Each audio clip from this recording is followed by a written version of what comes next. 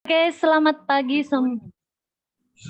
terlalu excited. Oke, selamat pagi semuanya. Assalamualaikum warahmatullahi wabarakatuh. Ya, bertemu lagi ya. Bisa bertemu lagi di acara TPD yang ke-28 KGB Surabaya, dan hari ini topik yang akan kita bahas di TPD kali ini adalah tentang hot gossip ya ini. Ini hot gossip di antara guru-guru berinisial AN ya. Inisialnya AN, apa itu AN ya? Inisialnya A. Iya, inisialnya adalah AN.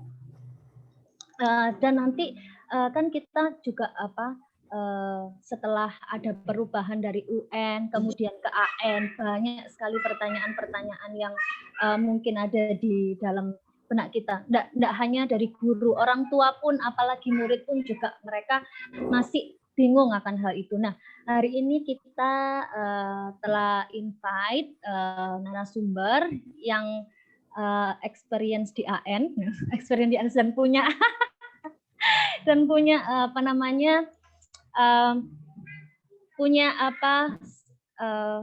passion di AN ya mungkin ya, dan beliau akan share kiat bagaimana kita menghadapi AN seperti itu. Dan narasumber kita untuk kali ini adalah Bu Ilona, beliau dari KGC Jakarta, betul ya Bu Ilona ya?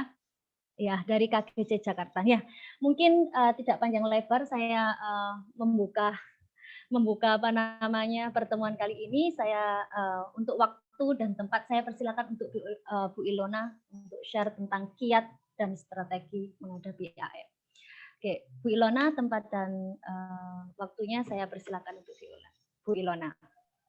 Ya, nah selamat pagi semuanya. Aku hari ini biasanya kalau kita ada TPD AN gitu-gitu tuh, biasanya tuh malam hari tuh. Biasanya jam 7, jam setengah 8, terakhir tuh kami di Jepara, Cimahi tuh malam gitu. Tapi ini luar biasa, hebat-hebat. Pagi-pagi tuh udah semangat untuk belajar. Nah, di hari ini tuh sebenarnya ada juga kami kampus Guru Cikal tuh kami ada dua acara sih hari ini. Yang pertama mendampingi teman-teman di KGB Surabaya, yang satunya lagi tuh lagi perayaan siap AN untuk sekolah Stella Maris. Nah, bisa tuh Stella Maris tuh Surabaya kan ya, Bu Neneng udah ada nih Bu Neneng. Neneng ini juga salah satu tim di kampus Guru Cikal, Bapak Ibu. Desainer program modul juga. Bu Neneng bisa open mic nggak? Sekarang tuh lagi ada perayaan belajar juga sih untuk program Siap AN di Stella Maris Surabaya. Nah, mungkin setelah ini bisa tuh diajak Stella Maris ya gabung di KGB Surabaya. Lihat dari percakapan di grup gitu tuh oke sih menurut aku ya. Maksudnya mereka sudah cukup tercerahkan dan pasti bisa bersama-sama dengan teman-teman penggerak yang ada di Surabaya ya. Semoga bisa memberikan dampak yang lebih luas. Ini Bu Neneng. Iya, Bu Ilona, maaf. Stella Maris Surabaya kan ya? Iya betul, Stella Maris Surabaya. Nanti perayaannya itu pukul 1. Nah, jam 1. Nah, bisa disaksikan di YouTube Kampus Guru Cikal gitu. Itu. Jadi mereka udah mengikuti program Siap AN yang 2 minggu. Kalau ini kan kita sehari gitu kan, 2 jam. Kalau yang teman-teman Stella Maris tuh mengikutinya udah 2 minggu, ada 5 program dan 2 kali mentoring begitu. Dan hari ini mereka sudah perayaan belajar. Oke, aku izin share screen.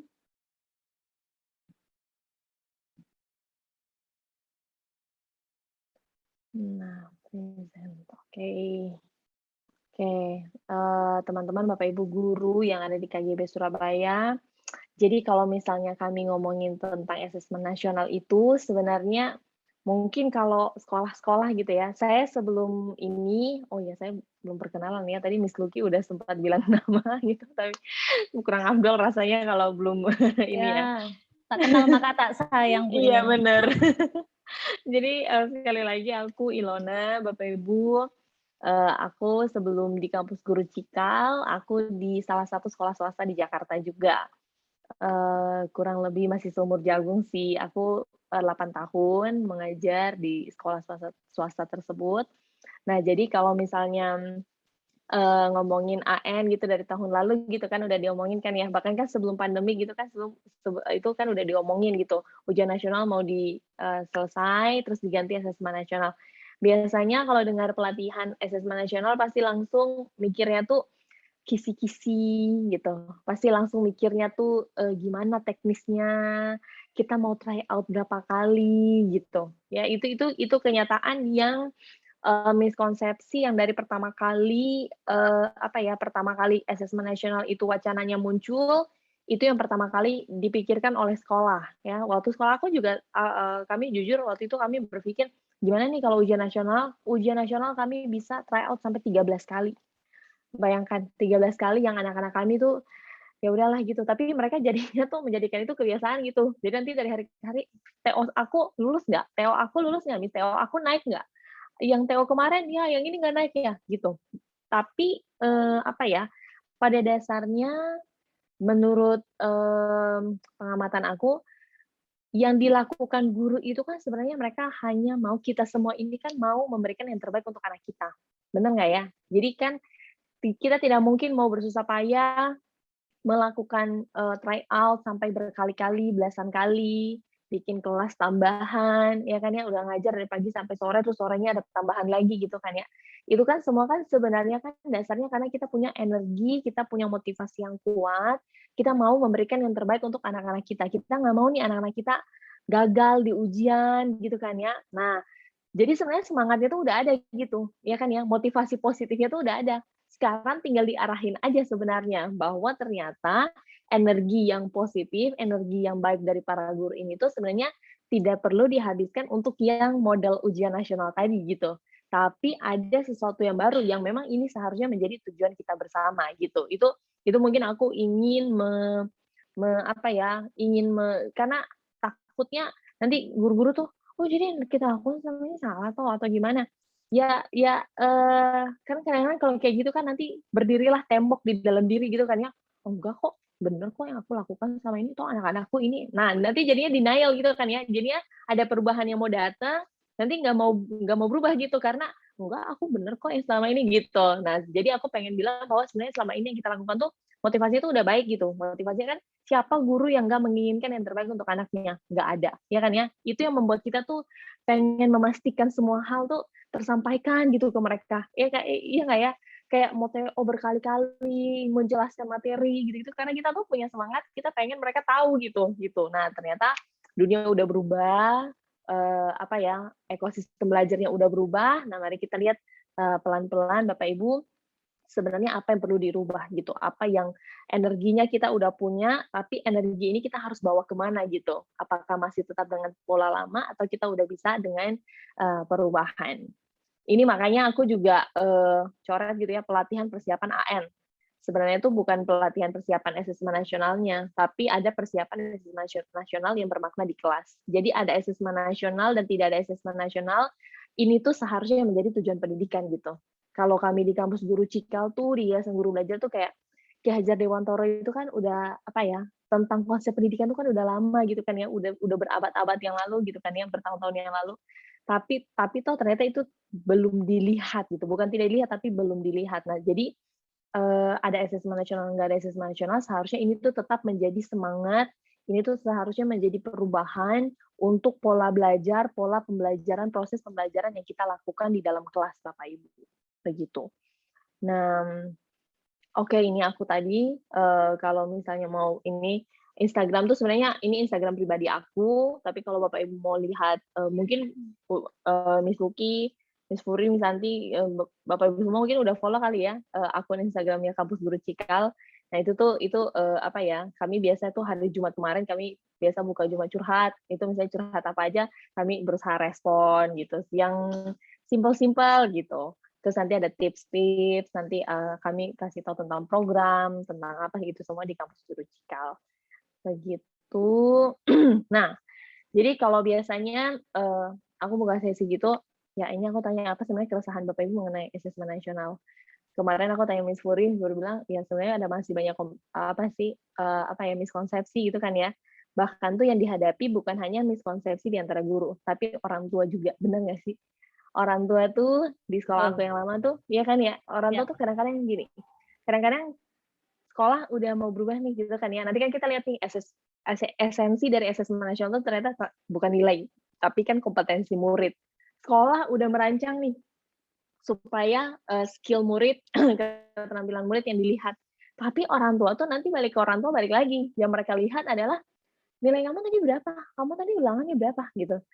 Kok nilai anak saya jelek sih? Kok nilai ini nggak bener nih sekolah nggak mutu nih. Nah, mereka masih tetap punya pandangan bahwa nilai adalah segalanya gitu kan ya.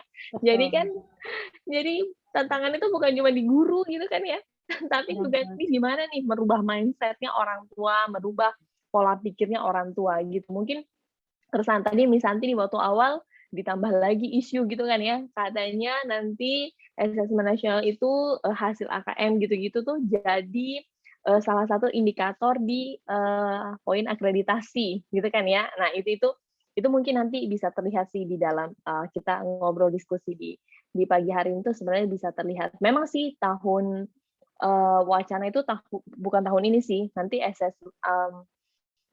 ini kan baru percobaan gitu kan ya, bukan percobaan sih, tapi kan ini baru dimulai. Tapi nanti next-nya itu akan jadi salah satu bukan salah satu poin sih, tapi dia akan masuk juga sih di penentuan akreditasi. Karena memang kalau logikanya tuh kan nyambung sih sebenarnya. Akreditasi kan mengukur mutu sekolah gitu kan ya, mutu pembelajaran. Asesmen nasional kan juga sama, tujuannya untuk mengukur mutu pembelajaran. Jadi kalau ini masuk menjadi komponen akreditasi, sebenarnya menurut aku sah-sah saja gitu, karena sama tujuannya. Cuma nanti diterjemahkan atau ditafsirkan oleh sekolah dan Bapak Ibu guru ini, yang nanti ujung-ujungnya orientasinya nilai lagi. Karena misalnya takut nanti, gimana nih akreditasi sekolah aku jadi jelek gara-gara nilai akan. Padahal nanti di slide berikutnya aku tunjukin hasil AKM itu, hasil asesmen nasional itu tidak berupa nilai absolut, Bapak Ibu. Dia nggak ada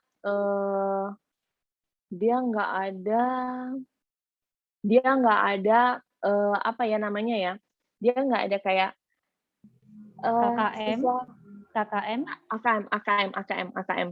Jadi hasil AKM itu tuh kayak nggak ada misalnya murid A nilainya 90, murid B nilainya 85, itu enggak. Jadi murid yang diikutsertakan tuh tidak diberikan hasil nilai absolut gitu, tapi deskripsi misalnya masih bahkan kalau misalnya Bapak Ibu bisa akses gitu ya, akses di internet gitu, terus lihat contoh laporan AKM gitu, terus tindak lanjutnya tuh, jadi misalnya tuh cuma di penguasaan murid terhadap bacaan, menangkap informasi dalam bacaan ini masih kurang gitu misalnya, masih kurang. Tindak lanjutnya apa?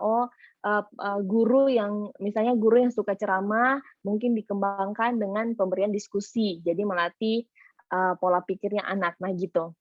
Jadi sebenarnya keresahan mengenai asesmen nasional itu tuh keresahan karena masih menyamakan asesmen nasional dengan ujian nasional. Makanya menimbulkan hal-hal yang meresahkan, tapi ternyata ya harusnya itu tidak meresahkan gitu.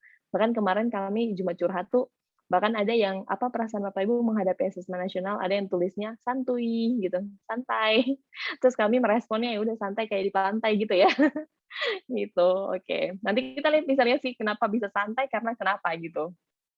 Oke, nah ini yang tadi aku bilang, kenapa sampai kadang-kadang masih meresahkan, karena masih berpatok pada ujian nasional. Padahal sebenarnya perbandingan ujian nasional dengan asesmen nasional, Bapak Ibu, itu bukan sekedar U ke A, bukan sekedar ujian nasional menjadi asesmen nasional, bukan. Tapi ada perubahan di tujuan, aspek yang dinilai, jenis respondennya, begitu. Tujuan, misalnya di tujuan, kalau ujian nasional itu kan memang jelas ya, kenapa harus semua orang berlomba-lomba untuk dapetin nilai tinggi, ya karena memang untuk menentukan kelulusan murid gitu kan ya. Memang murid itu harus kudu punya nilai tinggi, kalau enggak ya gimana, nanti dia nggak lulus gitu kan. Dia nggak lulus, pengaruh itu semua di sekolah itu gitu kan.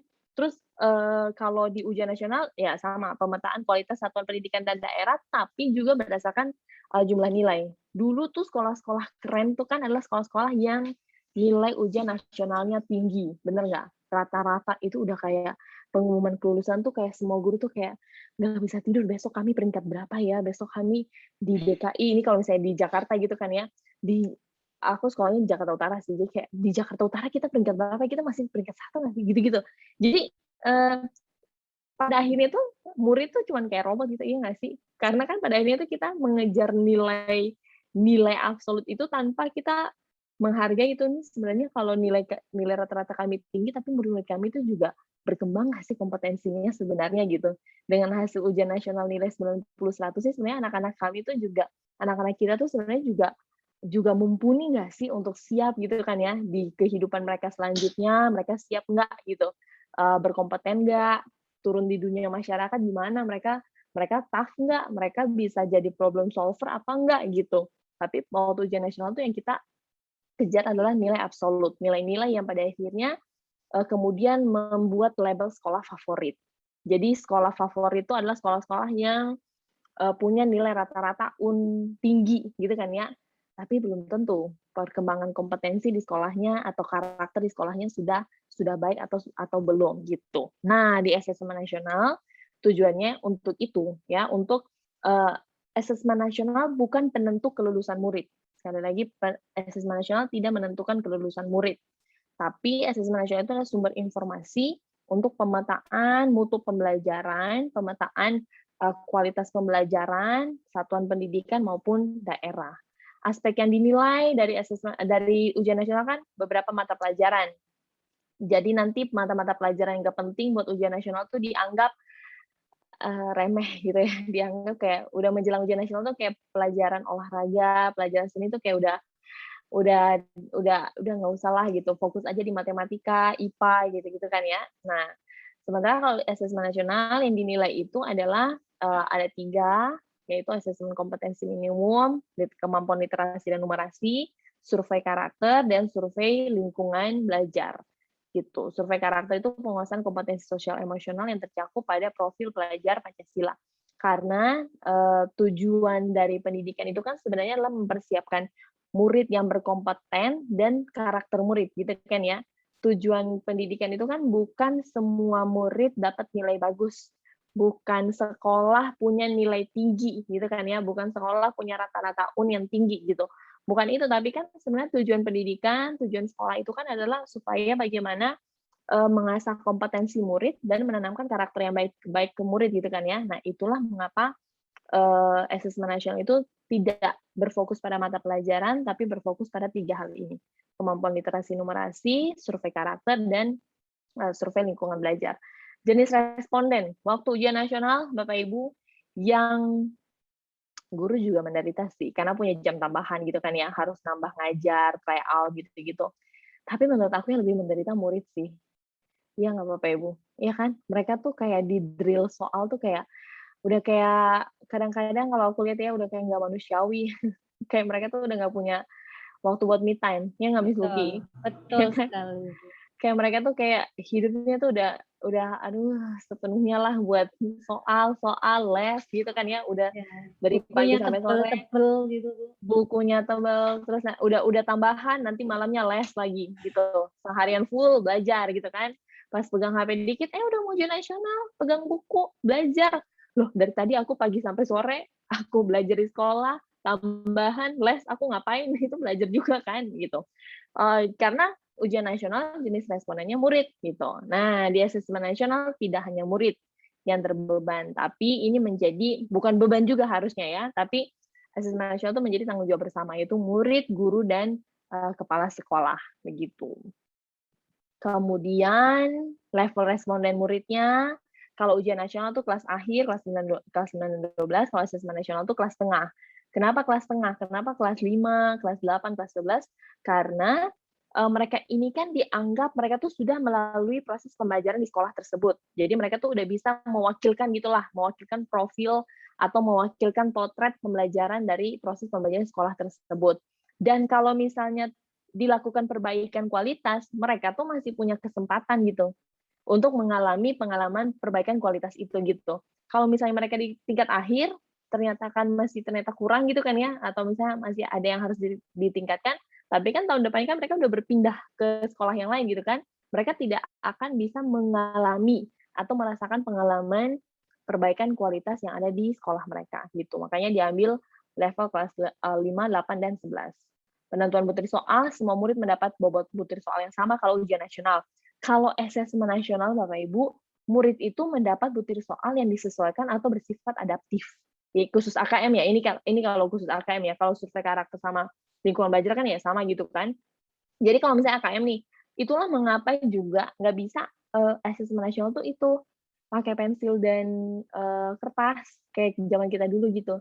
Karena nanti misalnya nih, aku jawab nomor 1 kayak gini. Nanti soal nomor 2 tuh dimodifikasi sesuai dengan kemampuan aku menjawab di nomor 1 gitu. Karena kan memang pada akhirnya asesmen nasional kan tujuannya bukan untuk nilai absolut. Itu kan ya, sekali lagi ya. Jadi pas waktu mentransfer soalnya tuh juga bukan apa ya, bukan untuk mendapat nilai gitu, bukan untuk 90, 80, 85, 100 gitu. Anak-anak tuh aku sih takutnya anak-anak tuh mikirnya tuh, "Ini akan mempengaruhi nilai aku nggak ya? Ini tuh nanti" padahal enggak, soalnya itu nanti akan disesuaikan, dimodifikasi gitu sesuai dengan kemampuan menjawabnya mereka, gitu.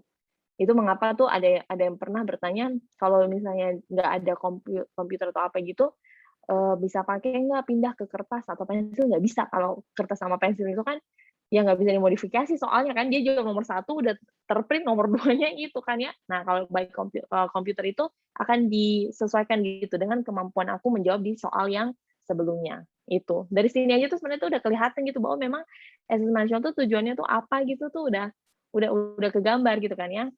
Nah, kemudian bentuk laporan. Kalau ujian nasional itu kan bentuk laporannya capaian murid dan sekolah dibandingkan dengan target gitu kan ya. Ada target, ada nilai ini, nanti kalau di bawah ini kamu nggak lulus gitu kan ya, sekolah dianggap jelek gitu. Kalau asesmen nasional, AKM melaporkan presentasi murid dalam setiap level kompetensi. Jadi nanti levelnya tuh, oh ini perlu dia udah mahir nih, dia udah cakap, tapi nanti selanjutnya perbaikannya apa gitu. Jadi dalam bentuk apa namanya ya, deskripsi gitu, deskripsi gitu ya. Oh, penguasaan numerasi pada level ini tuh apa ya, dasar gitu, dasar. Tindak lanjutnya apa gitu. Tadi kayak misalnya aku kasih contoh misalnya penguasaan ini masih belum mampu mengolah informasi gitu. Nanti disarankan misalnya guru yang suka ceramah, pakailah sedikit metode diskusi supaya memancing berpikir kritisnya anak gitu. Itu perbandingan UN dan AN. Nah, sebenarnya kalau dari sini aja tuh dari lihat yang di ujian nasional ini kan sebenarnya kan kita hidup di masa di mana kita apa ya, menjajah dan dijajah ya nggak sih? Kayak kita melakukan sebuah hal yang bertujuan baik, tapi itu hanya bersifat sementara ternyata. Karena habis anak-anak dapat nilai bagus pun, setelah itu emang dia masih ingat, gitu kan ya, dia masih ingat emang rumus matematika yang ditanyakan, prinsip-prinsip IPA yang ditanyakan, gitu kan ya. Nah, kalau asesmen nasional itu sebenarnya tingkat level di atasnya ujian nasional. Kalau ujian nasional tuh cuma ngukur konten bisa hafal dan nggak bisa hafal, kalau asesmen nasional tuh sampai bisa penerapannya dalam kehidupan sehari-hari, gitu. Jadi kayak misalnya nih, konsep pecahan misalnya gitu kan ya, atau diskon-diskon itulah, aku suka banget diskon soalnya kan, jadi aku selalu pakai diskon, aku bukan guru mat. Misalnya konsep diskon nih, ya diskon gitu. Kalau di ujian nasional kan hanya di ini 50% dari 100.000 berapa gitu kan. Nah, kalau di asesmen nasional itu diterapkan tuh dalam kehidupan sehari-hari. Jadi kalau 50% tambah 20%, itu berarti gimana itu. Jadi pada waktu anak lihat apa ya masalah nyata di kehidupan sehari-hari, dia bisa gitu menggunakan prinsip-prinsip apa yang diajarkan di dalam kelas di kehidupan nyatanya. Jadi nanti anak tuh udah nggak ada lagi kayak, ngapain sih belajar ini? Ngapain sih aku harus belajar ini? Yang toh besok juga aku mau jadi orang lain. Nah, pernah itu murid aku tuh dulu kayak gitu. Miss, ngapain sih aku harus belajar ini gitu? Bisa nggak aku nggak usah belajar? Kan besok-besok aku nanti mau jadi ini, aku mau ini. Aku kan nanti mau jalanin bisnis, aku mau ini, aku mau ini. Nah gitu. Jitunya kita adalah ya ini memang kamu harus kuasai, kamu kan memang harus dapat nilai dulu untuk nah itu. Padahal kan bukan itu juga kan esensi pendidikan gitu kan. Ada yang memang bisa kita arahkan dari pendidikan di dalam sekolah itu tuh yang memang mereka tuh nggak perlu bertanya bahwa untuk apa aku belajar ini, karena mereka udah tahu gitu, oh iya bener ya, karena udah terbiasa hal-hal itu diterapkan dalam proses pembelajaran kita di kelas gitu.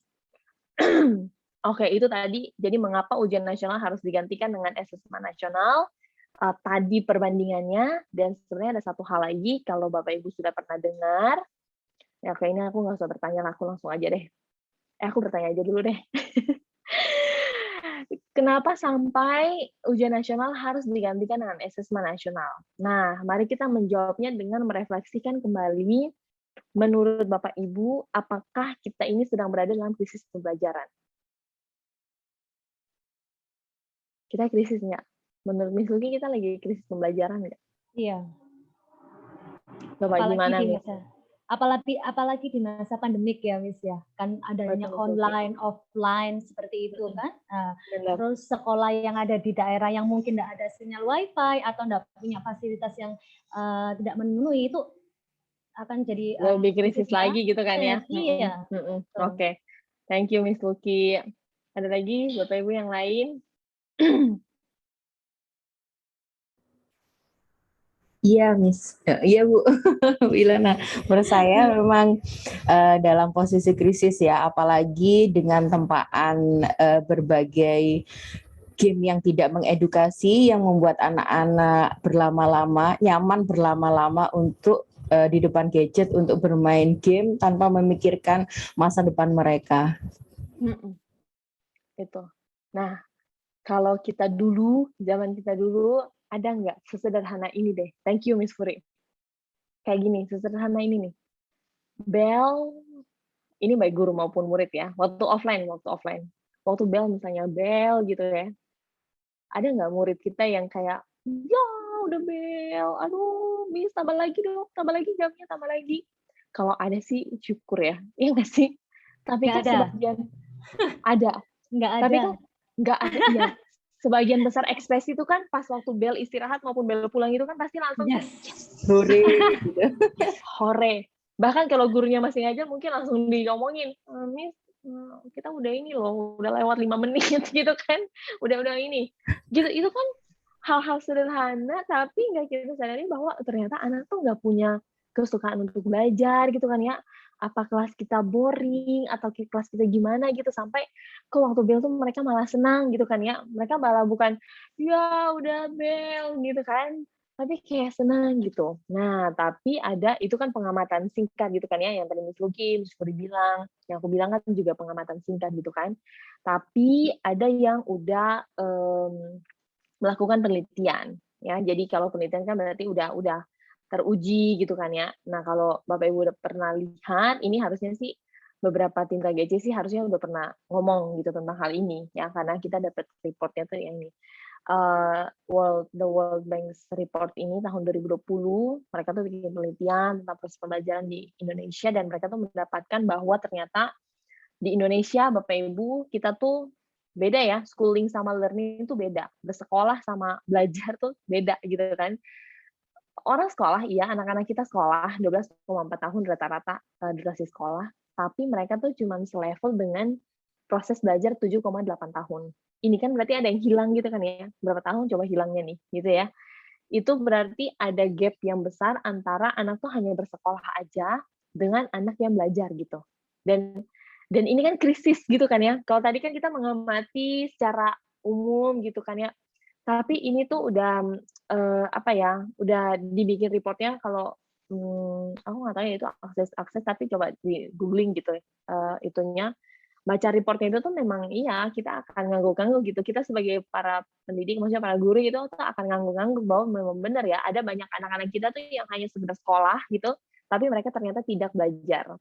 Gitu, level mereka sekolah 12,4 tahun tuh hanya sebanding dengan 7,8 tahun mereka belajar. Itu kan berarti ada banyak waktu yang terbuang, mereka nggak belajar apa-apa.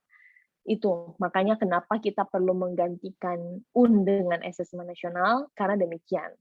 Kalaupun karena ada banyak hal nanti dibilang, ah ini mah ribet doang nih mah, pemerintah cari kerjaan aja nih supaya ada kerjaan gitu, supaya ada proyek.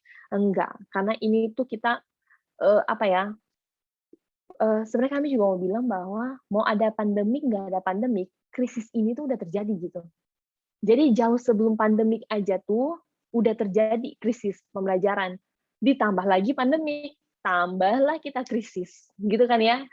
Jadi udah krisis berlapis gitu. Sebelum pandemi krisis, tambah lagi pandemik, krisisnya udah berlapis gitu. Tapi kita percaya bahwa semua apa ya, bahkan komunitas-komunitas guru belajar gitu kan ya, yang kita lakukan saat ini kan adalah bagian dari kita mau apa ya bersama-sama gitu kan ya, bersama-sama membantu mengatasi krisis pembelajaran yang terjadi untuk generasi berikut, untuk anak-anak kita gitu. Karena aku tuh selalu percaya bahwa guru itu tuh bukan sekedar profesi, Bapak Ibu. Maksudnya guru tuh bukan sekedar job gitu kan ya. Buat aku biasanya kalau aku dulu tuh suka ikut kegiatan ke apa ya kayak ke Jailolo gitu-gitu.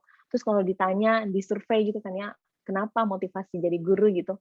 Banyak loh jawabannya karena di tempat lain udah tertutup jadi ya udah jadi guru gitu ataupun karena memang hanya ya karena ekonomi gitu, karena memang butuh digaji ya, butuh itu, jadi ya udah jadi guru.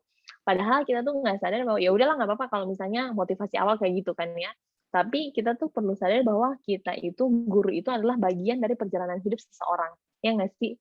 Misalnya nanti dia jadi apapun di suatu ketika, tapi ada sedikit waktu dari jalan hidupnya dia itu yang kita menjadi bagiannya gitu. Ya kan ya? Miss Lucky, Bu Furi, Bapak Ibu yang lain, misalnya enggak, saya cuma ngajar anaknya 1 tahun doang kok. 1 tahun lumayan loh gitu. Maksudnya 1 tahun tuh itu dari misalnya dari 50 tahun dia hidup kan 1 tahun itu tuh dia bersama dengan kita gitu.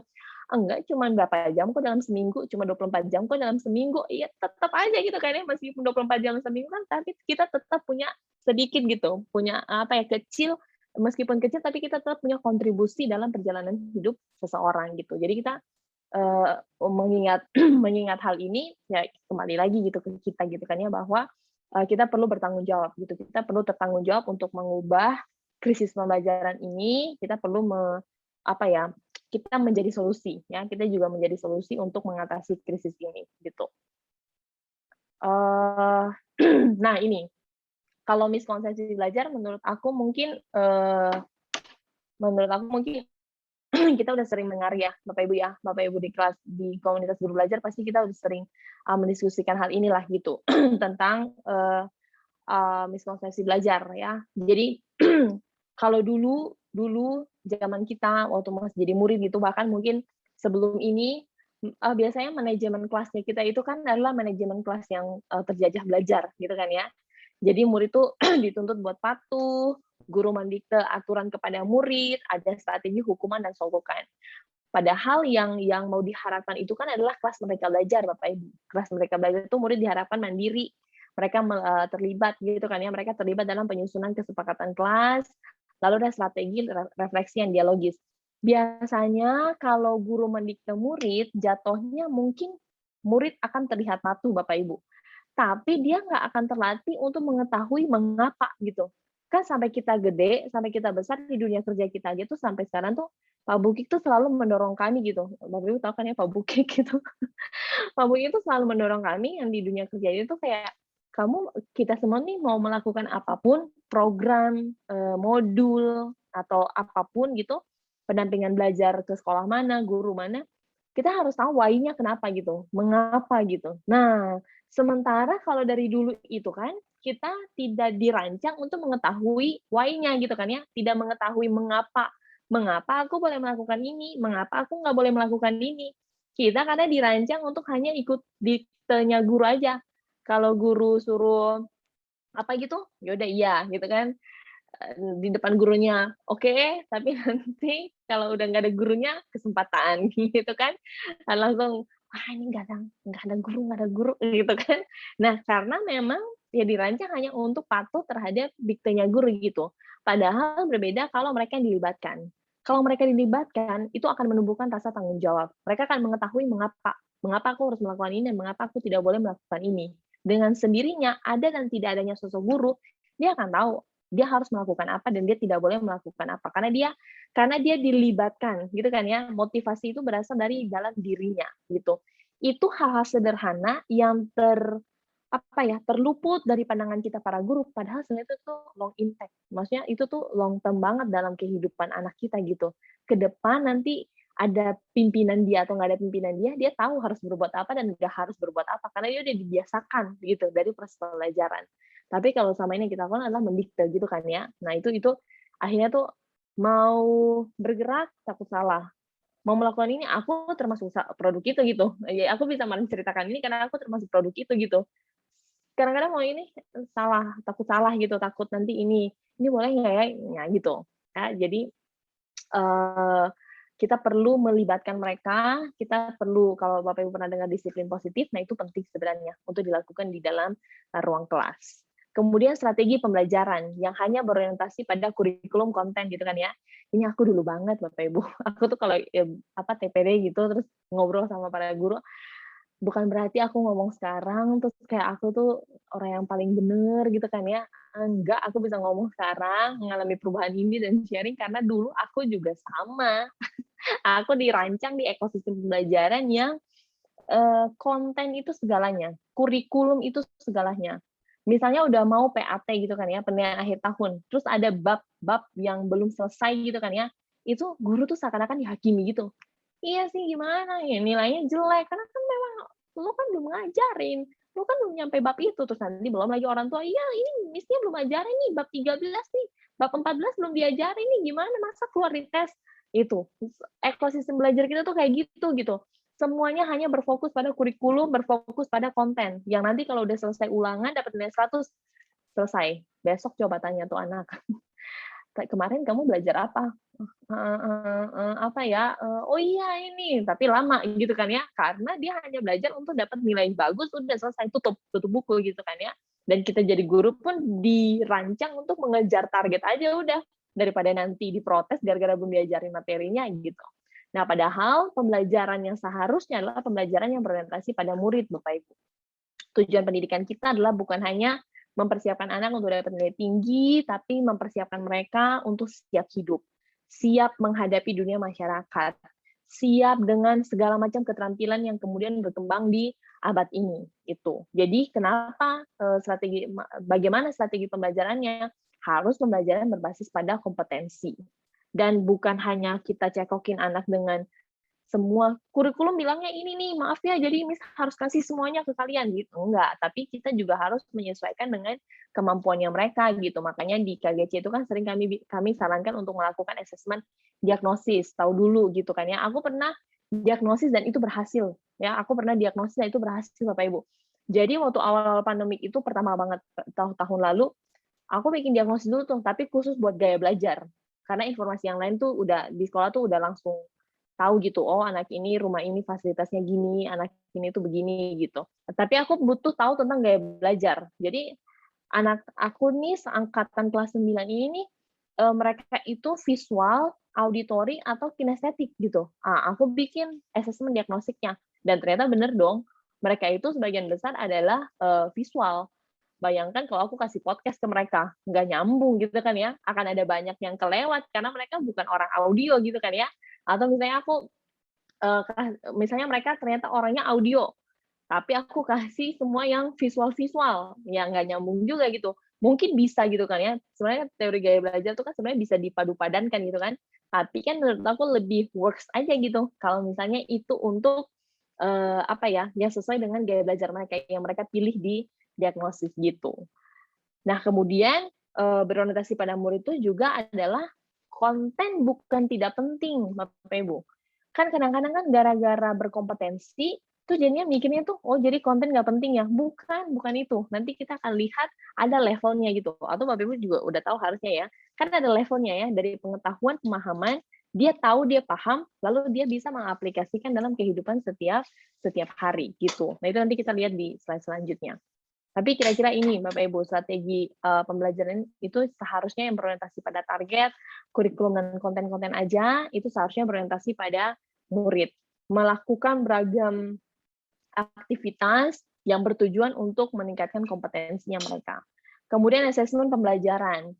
Biasanya kalau yang miskonsepsi itu adalah semua nilai dipakai untuk sumatif. Yang penting ledger nilai waktu nanti jadwal pengumpulan nilai ada ledger nilai yang terpenuhi, gitu kan ya. Misalnya aku nggak tahu sih kalau sistem di sekolah masing-masing, tapi kalau aku dulu misalnya ulangan harus ada 3, satu semester bayangkan gitu ya, udah dipatok loh dari awal. Ulangan harus ada 3, tugas harus ada 3 gitu. Padahal mungkin kita hanya butuh berapa tugas gitu ya, atau misalnya kita butuh lebih banyak tugas gitu kan ya, lebih banyak project gitu kan ya. Tapi udah dirancang tuh sedemikian rupa, ulangan harus ada 3 gini. Nah, karena orientasinya hanya pada nilai sumatif.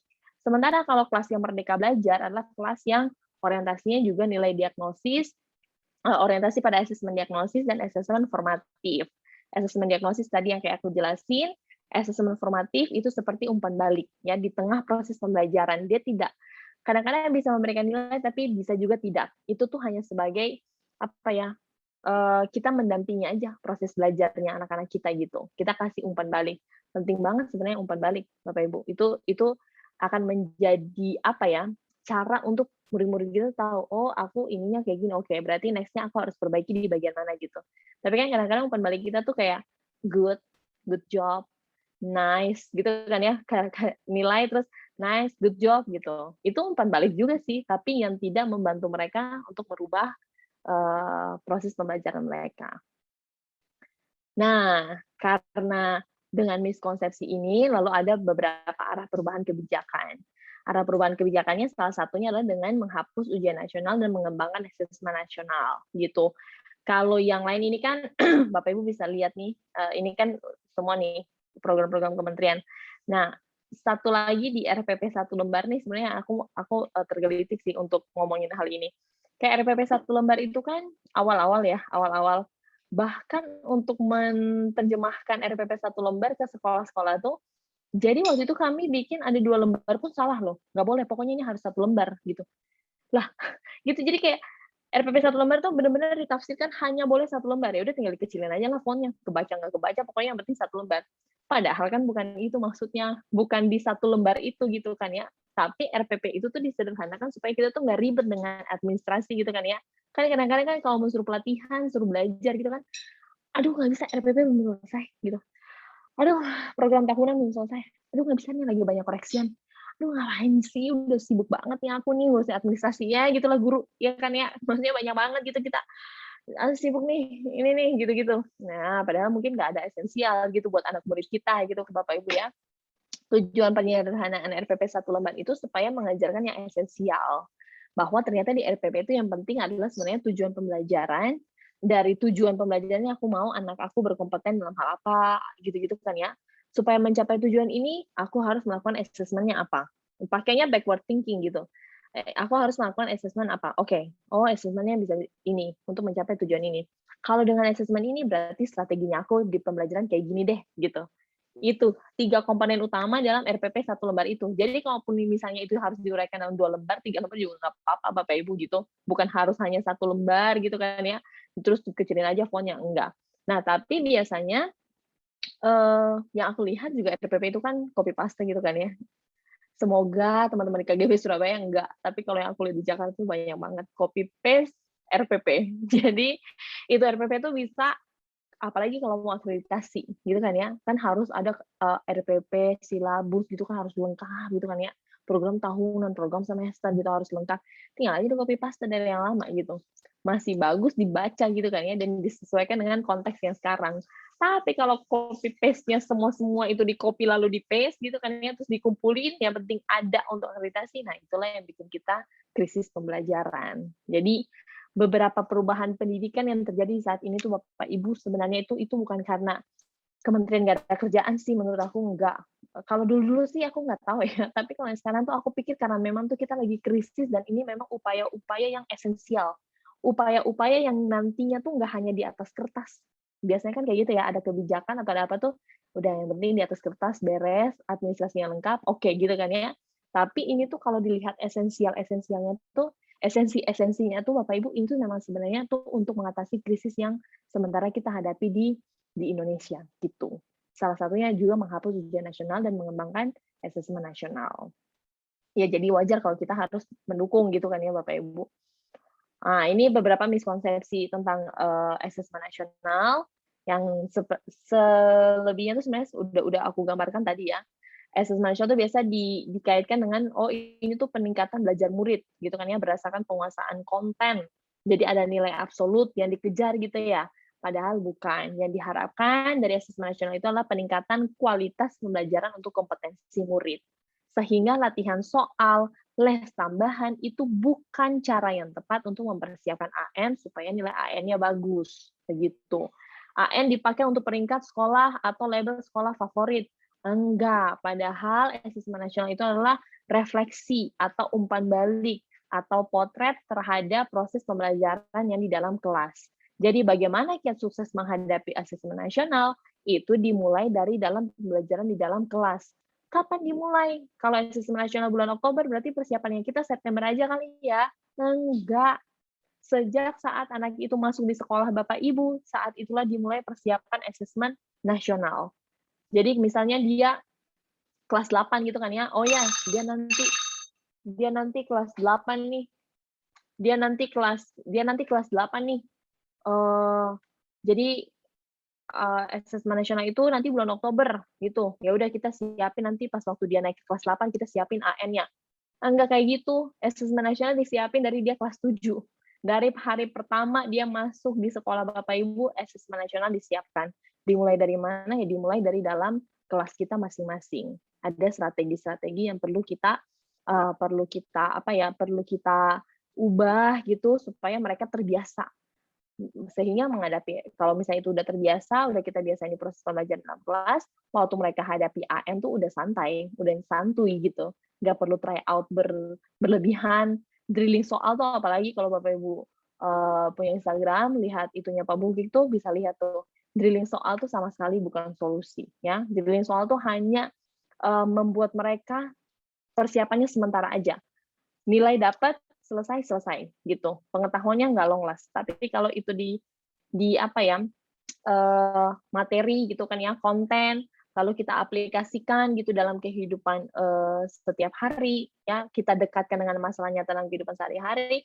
Nah itu baru itu baru akan menjadi peningkatan kompetensi untuk anak-anak kita, Bapak Ibu.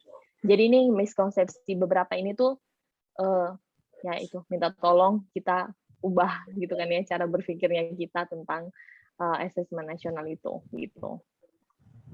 Nah ini yang seperti tadi dibilang tujuan dan manfaat AN yaitu untuk potret gambaran karakteristik esensial sebuah sekolah yang efektif untuk mencapai tujuan utama sekolah yaitu pengembangan sekolah dan karakter murid.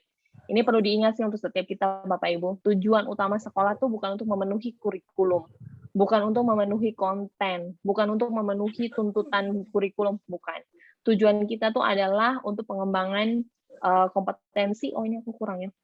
Ini harusnya tujuan utama sekolah yaitu pengembangan kompetensi dan karakter murid. Ini aku salah nih. Pengembangan kompetensi dan karakter murid. Apalagi manfaat AN sebagai umpan balik peningkatan kualitas pembelajaran di sekolah dan di daerah tersebut. Apalagi tujuan dan manfaat AN menjadi dasar untuk memfokuskan sumber daya pada pengembangan program peningkatan mutu pembelajaran. Karena tujuan AN kayak begini, apa yang kira-kira bisa kita lakukan supaya kiat sukses gitu kan ya, kiat sukses menghadapi AN itu bisa terwujud, kira-kira apa? Selain dimulai dari anak itu ada di sekolah kita, strategi yang lain adalah mengubah peran dan komposisi asesmen dalam pembelajaran. Jadi jangan lagi hanya melakukan asesmen yang hanya untuk sumatif Bapak Ibu, tapi lakukanlah asesmen diagnosis dan juga asesmen formatif. Asesmen bukan hanya untuk dapat nilai akhir. Kalau hanya untuk dapat nilai akhir, nilai sumatif, maka akan kembali lagi kita terjebak di penjajahan ujian nasional.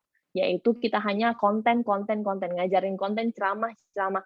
Udah lihat belum berita baru gitu kan ya, di Sulawesi Selatan yang muridnya pingsan gara-gara gurunya ceramah itu.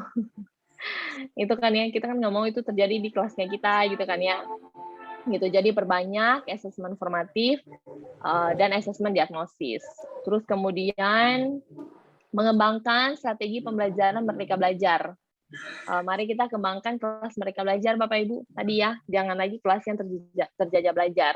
Pembelajaran yang terpersonalisasi, berorientasi pada murid dan berbasis pada kompetensi. Nanti yang kompetensi kita lihat di bagian belakang. Kemudian melakukan pengembangan kompetensi guru melalui pelatihan dan temu pendidik. Nah, ini salah satunya KGB Surabaya udah melakukannya, gitu kan ya.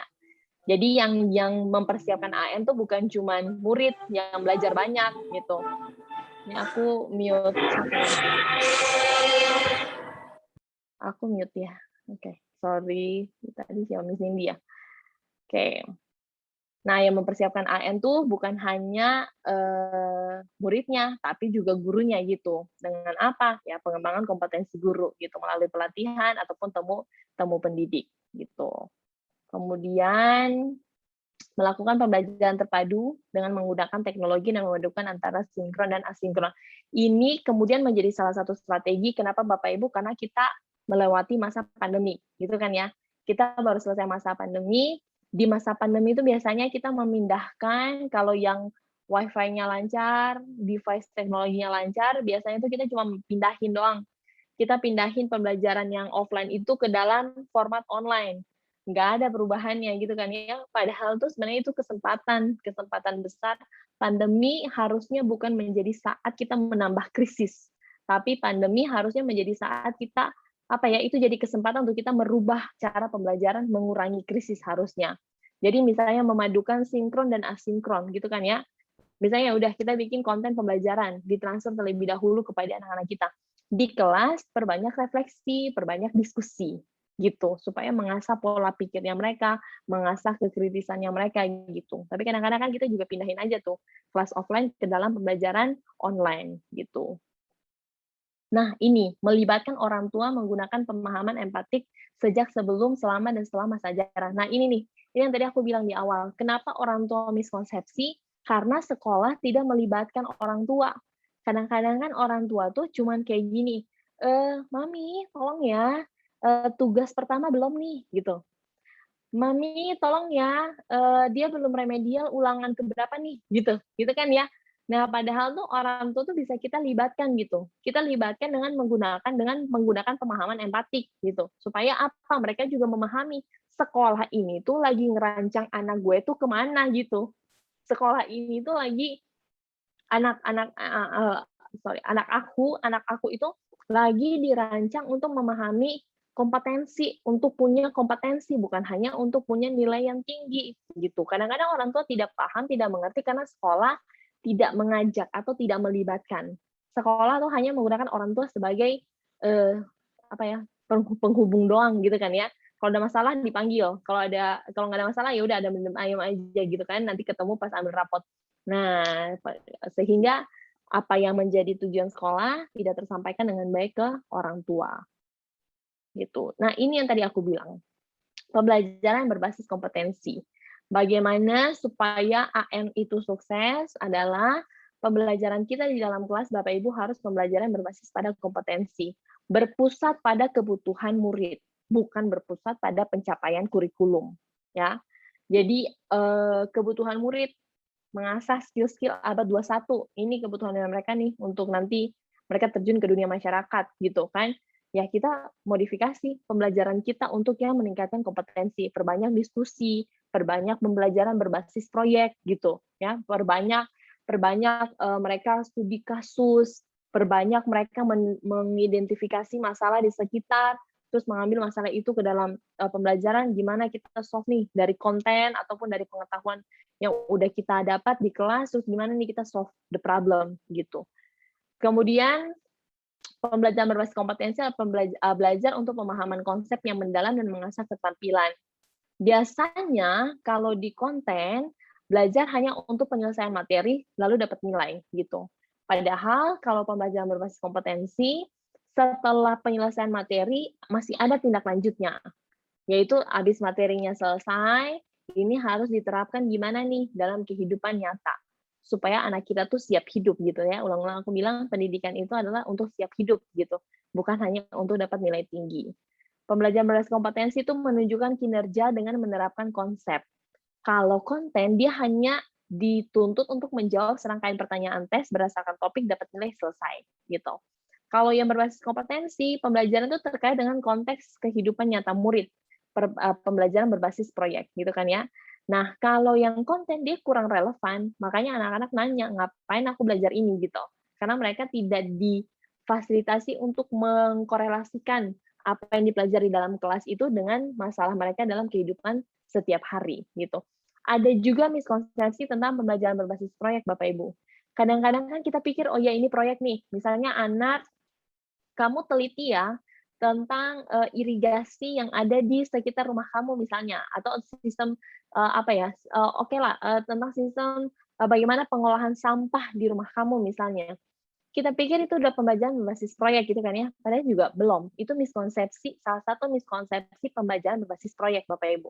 Pembelajaran berbasis proyek itu adalah pembelajaran yang ada prosesnya gitu, bukan suruhan gurunya, tapi guru tuh mengarahkan. Coba kamu lihat di sekitar rumah kamu gitu, ada nggak masalah tentang sampah? Jadi anak tuh yang menemukan sendiri masalahnya, oh ya ini ada masalah nih tentang pengolahan sampah di lingkungan aku gitu. Gitu, kadang-kadang tuh ada juga kita, oh, udah kok aku melaksanakan pembelajaran berbasis proyek, padahal itu hanya sekedar mengerjakan proyek. Beda mengerjakan proyek dengan pembelajaran berbasis proyek. Kalau mengerjakan proyek, dia mengerjakan proyek yang disuruh gurunya, gitu. Jadi gurunya benar-benar yang, oke kamu teliti ya tentang pengolahan sampah, kamu lihat gimana caranya pengolahan sampah yang ada di daerah tersebut, yang ada di lingkungan rumah kamu. Setelah itu kamu bikin ya poster ya untuk supaya orang-orang bikin poster kampanye supaya orang tuh kurangi sampah plastik gitu. Nah, itu hanya mengerjakan proyek, tapi bukan pembelajaran berbasis proyek. Nah, ini nanti ada program baru di kampus Guru Cikal, Bapak Ibu. Nah, kalau yang tadi konten, apalagi gitu, masih mending gitu kan dia mengerjakan proyek kan, yang konten sama sekali nggak ada relevan dengan kehidupan nyata murid gitu. Nah, kalau kompetensi ya orientasi pada proses dan penguasaan kompetensi. Kalau konten dia hanya berorientasi pada nilai akhir gitu. Sehingga anak tuh cuma dapat nilai tinggi tapi belum tentu dia berkompeten gitu. Ini yang tadi aku bilang. Bukan berarti karena kita mau mencapai kompetensi jadi konten itu nggak penting. Bukan begitu juga Bapak Ibu. Itu juga miskonsepsi terhadap kompetensi sih sebenarnya. Level kompetensi itu kan adalah orang tahu, orang paham, dia terampil, dia udah mulai melakukannya, lalu itu udah bisa jadi perilakunya, lalu dia udah mulai melakukan itu dalam kehidupan nyata dia gitu. Kita tidak mengharapkan anak-anak kita yang mau siap hidup itu untuk hanya sampai di level pengetahuan dan pemahaman, gitu kan ya. Tapi dia harus sampai di level melakukan aksi. Makanya konten itu tetap kita kasih di level pengetahuan dan pemahaman, tapi pun juga begini Bapak Ibu, oh berarti kalau tetap konten dikasih nggak cukup waktu dong, nggak cukup waktu dong aku dalam kelas, kan waktu aku kan cuma sempit nih. Kalau misalnya konten juga penting, Bapak Ibu perlu memahami bahwa kita tuh udah hidup di zaman internet sangat maju gitu, yang kalau tanpa Bapak Ibu kasih tahu tuh sebenarnya juga anak-anak tuh bisa akses di luar sana gitu kan. Pengetahuan mereka tuh bisa mereka akses gitu di internet gitu kan ya. Mereka bisa akses sendiri sebenarnya untuk pengetahuan itu. Nah, tapi dalam proses pembelajaran di kelas, Bapak Ibu tetap membantu memberikan pengetahuan yang esensial. Hal-hal yang esensial kepada mereka. Makanya kan sebenarnya kan kalau sekarang itu kan kementerian memberikan kita keleluasan, itu kan ya, bukan tidak hanya perlu mengikuti kurikulum yang udah ada dari pemerintah, tapi boleh merancang kurikulum sendiri berdasarkan profil lulusan yang sekolah mau. Sama kalau yang masa pandemi kemarin ikut kurikulum darurat. KD-KD yang esensial, KD-KD yang memang sangat relevan dengan kehidupan sehari-hari. Jadi kalau misalnya udah pengetahuan dan pemahamannya kita kasih, ataupun mereka bisa cari sendiri di luar, proses belajar kita adalah proses belajar yang menghendaki supaya mereka bisa sampai melakukan aksi. Begitu. Ini kalau yang kita sudah paham bahwa tujuan pembelajaran kita itu adalah mempersiapkan anak-anak kita untuk mencapai kompetensi, bukan hanya mendapat nilai tinggi. Nah, kemudian oke, ini sedikit saja khusus tentang yang AKM-nya, aku lewatin dikit. Oh, ini aja deh, yang ini. Nah, yang AKM ini kalau yang survei lingkungan belajar, yang survei lingkungan belajar dengan survei karakter itu kan sebenarnya bisa aja gitu kan ya, Bapak Ibu bisa lihat itunya. Nah, kalau yang sedikit challenging itu kan yang di bagian AKM-nya. Literasi dan numerasi kalau Bapak Ibu lihat di prinsip Merdeka Belajar itu nyambung banget sebenarnya gitu. Ini tuh kayak apa ya?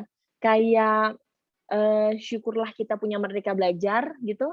Jadi nggak susah gitu kita kita meningkatkan kompetensi murid dalam dalam literasi dan numerasi ini gitu. Kan kalau prinsip Merdeka Belajar itu kan adalah membangun komitmen pada tujuan, membangun kemandirian belajar, dan menumbuhkan kebiasaan refleksi, gitu kan ya. Caranya gimana? Caranya menggunakan 5M. Bapak Ibu udah pernah tahu 5M belum ya? 5M belum? Udah pernah dengar 5M? Memanusiakan hubungan gitu? Belum Udah belum? pernah. Oh, belum. Mizuki belum ya? Misanti kali udah. Misanti udah pernah belum 5M? Memanusiakan hubungan gitu. Belum juga ya?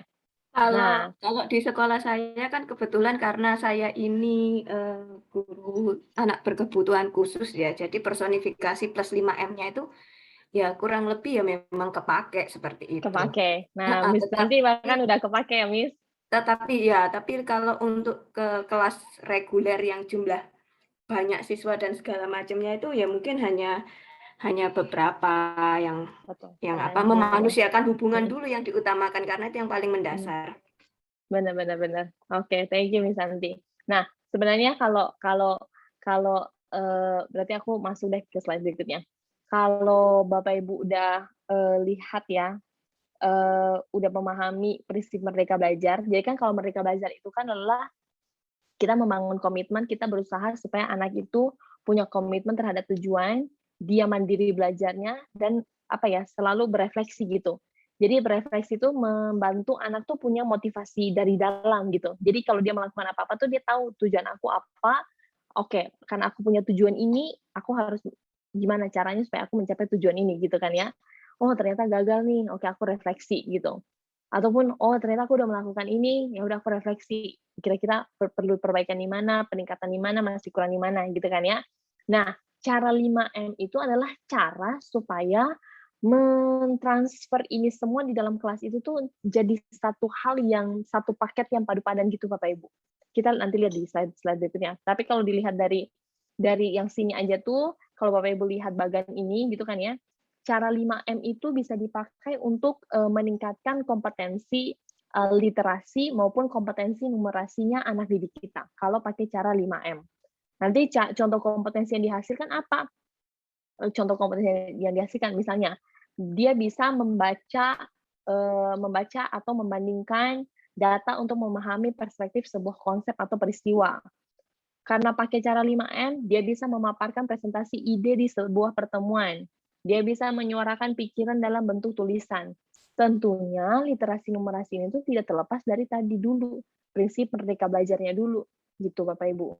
Jadi penting banget untuk punya mindset Merdeka Belajar.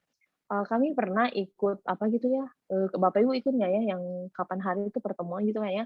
Banyak orang tuh yang berpikir Merdeka Belajar tuh program loh, gitu. Merdeka Belajar tuh seperti sebuah program gitu. Padahal Merdeka Belajar itu tuh mindset gitu. Merdeka Belajar itu tuh adalah pola pikir yang harusnya tuh mendasari semua pergerakan kita di dalam kelas. Kenapa Merdeka Belajar? Karena kita mau pendidikan yang berpusat pada anak gitu. Pendidikan yang meletakkan anak murid itu sebagai pusat gitu kan. Itu makanya kita punya Merdeka Belajar. Jadi ketika kita tahu konsep Merdeka Belajar, Bapak Ibu, itu bukan program kementerian gitu, ataupun program kampus guru cikal, bukan ya, bukan. Tapi itu tuh adalah sebuah semangat, sebuah mindset yang semua orang tuh harus paham bahwa apa-apa tuh memang harus berpusat pada murid gitu. Kita melakukan semua hal gitu itu kan bukan untuk kita gitu kan ya, tapi kan untuk mempersiapkan mereka gitu kan. Nah, jadi ketika kita bisa menggunakan prinsip Merdeka Belajar dalam strategi literasi dan numerasi, itu semua tuh akan membantu kita untuk membantu meningkatkan kompetensi murid kita, baik dalam kemampuan literasinya maupun dalam kemampuan numerasinya. Contoh kompetensi apa yang bisa dihasilkan gitu kan ya dalam literasi ini. Misalnya dia bisa mempresentasikan sebuah ide dalam pertemuan gitu kan ya, menyuarakan pikiran dalam bentuk tulisan. Nah, itu salah satu contohnya. Aku kasih contoh yang lebih detailnya di sini. Misalnya, jadi 5M itu tuh ada memanusiakan hubungan, memahami konsep, membangun keberlanjutan, memilih tantangan, dan memberdayakan konteks gitu. Ini 5 cara ya, 5 strategi yang bisa kita gunakan dalam pengajaran literasi dan numerasi. Jadi literasi dan numerasi dalam sistem nasional itu Bapak Ibu bukan hanya pelajaran matematika, bukan hanya pelajaran bahasa Indonesia, Dan caranya bukan drilling soal matematika sebanyak-banyaknya supaya anak nanti terbiasa nih menjawab soal ini kalau nanti mereka ketemu di AN gitu kayaknya di AKM nanti mereka udah bisa. Bukan itu, sekali lagi gitu kan ya. Bukan itu yang mau dituju dari asesmen nasional gitu. Yang mau dituju dari asesmen nasional adalah kemampuan dia, kompetensi dia untuk logikanya dapat nggak, kritisnya dapat nggak, menangkap informasinya nangkep nggak gitu. Dia punya pola pikir kompetisional itu ada nggak waktu dia menjawab soal ini gitu. Nah, 5 5M ini tuh bisa Bapak Ibu pakai ketika nanti Bapak Ibu melakukan strategi pengajaran literasi dan numerasi di dalam kelas. Dan ini untuk semua mata pelajaran. Bukan hanya bahasa Indonesia ataupun bukan hanya untuk matematika, ya. Nah, kita lihat satu-satu memanusiakan hubungan. Memanusiakan hubungan itu seperti apa ya? Dokter. Ini sering nih orang YGB, orang KGC sering pakai contoh ini karena memang paling gampang sih. Contoh aja, dokter misalnya ya Bapak Ibu. Kalau misalnya Bapak Ibu ke dokter gitu sakit, misalnya misalnya ke dokter nih, gitu kan ya, hacing, gitu. Dokter lihat doang, masih mending lihat gitu kan ya. Tapi kalau misalnya pas baru datang dia langsung ini resepnya, gitu. Tuh misalnya gimana tuh? Merasa ini dokter bener apa enggak sih gitu kan? Ini bener nggak sih? Orang belum ditanya aku sakit apa gitu kan ya? Kan kalau bersin kan belum tentu aku flu gitu kan ya? Mungkin ada faktor yang lain gitu kan ya? Ada alergi atau ada apa gitu kan? Tapi langsung aja dikasih resep kayak gitu. Itu kan enggak gitu kan ya? Malpraktik gitu berarti dokternya kan? Nah, guru juga bisa malpraktik sebenarnya.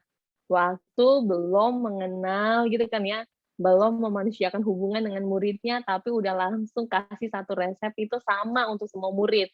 Kita tidak memanusiakan hubungan itu. Jadi memanusiakan hubungan itu adalah ketika kita mengajar, kita siap mengajar orang yang kita kenal gitu, orang yang udah kita pahami gitu. Jadi perlakuan yang kita berikan persis gitu, sesuai dengan kebutuhan orang itu atau minatnya orang itu gitu. Kita kita nggak melakukan pengajaran semau kita gitu, tapi berdasarkan kebutuhan dan minat mereka gitu. Nah, itu contoh memanusiakan hubungan, membangun relasi positif dengan murid sebelum pengajaran itu penting. Lalu memahami konsep, memandu murid menemukan pemahaman terhadap suatu konsep. Kalau biasanya yang tidak memahami konsep itu adalah memahami konsep itu biasanya kayak gini. Kita anggap kalau udah selesai bab, ulangan dapat nilai 100, kita anggap dia itu udah paham terhadap konsep, gitu kan ya. Makanya kita sering mengajarkan rumus, pengerjaan soal, drilling soal, gitu kan ya. Supaya anak tuh yang penting terbiasa dengan soal ini, terus nanti kalau dia dapetin soal ini di atas kertas, dia bisa jawab, gitu kan ya. Nah, itu bukan memahami konsep. Itu hanya tahu aja. Anak tuh hanya sampai di level tahu aja, dan itu level 1, level cukup banget gitu maksudnya kan. Dia cuma tahu aja gitu. Kalau konsep itu adalah dia tahu, dia paham, dan kalau nanti ketemu masalah nyata, dia bisa terapin konsep itu dalam kehidupan nyata dia, gitu. Itu dia memandu kita memandu murid menemukan pemahaman terhadap suatu konsep gitu. Jadi, oh kayak gini tuh karena begini toh. Oh kayak gini kayak ini. Oh berarti nanti kalau ada kasus yang berbeda, dia bisa menyelesaikannya. Gitu. Dia bisa tahu, dia bisa pakai konsepnya itu tuh di kehidupan nyata dia. Nah, lalu memberikan cara yang ketiga itu membangun keberlanjutan. Kasih umpan balik terhadap cara dan hasil belajar murid, gitu ya. Lalu merancang tugas yang kesulitannya sedikit di atas kemampuan murid. Itu kalau membangun keberlanjutan. Supaya apa tujuannya? Supaya dari umpan balik kita tuh kita berharap, oh anak ini tuh misalnya nih, aku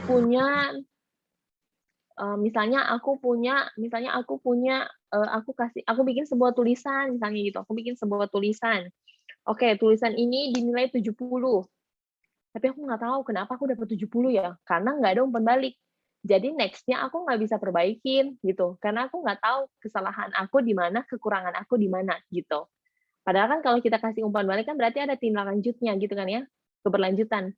Nanti aku bisa perbaiki, terus aku bisa konsultasi lagi, ini udah bener belum tulisan aku gitu. Udah memenuhi syarat, memenuhi kriteria atau belum gitu. Lalu merancang tugas yang kesulitannya sedikit di atas kemampuan murid. Supaya apa? Mancing cara berpikirnya, mancing pola pikirnya. Kita mengasah bagaimana cara dia mengeluarkan Bapak Ibu pernah dengar high order thinking skill gitu kan ya. Kalau AKM kan biasanya kan kita dekat banget dengan soal-soal hoax gitu kan ya. Nah, itu. Ya, high order thinking skill itu adalah bukan ujuk-ujuk nanti soalnya keluar gitu kan ya tanpa kita persiapkan di dalam kelas, nggak bisa.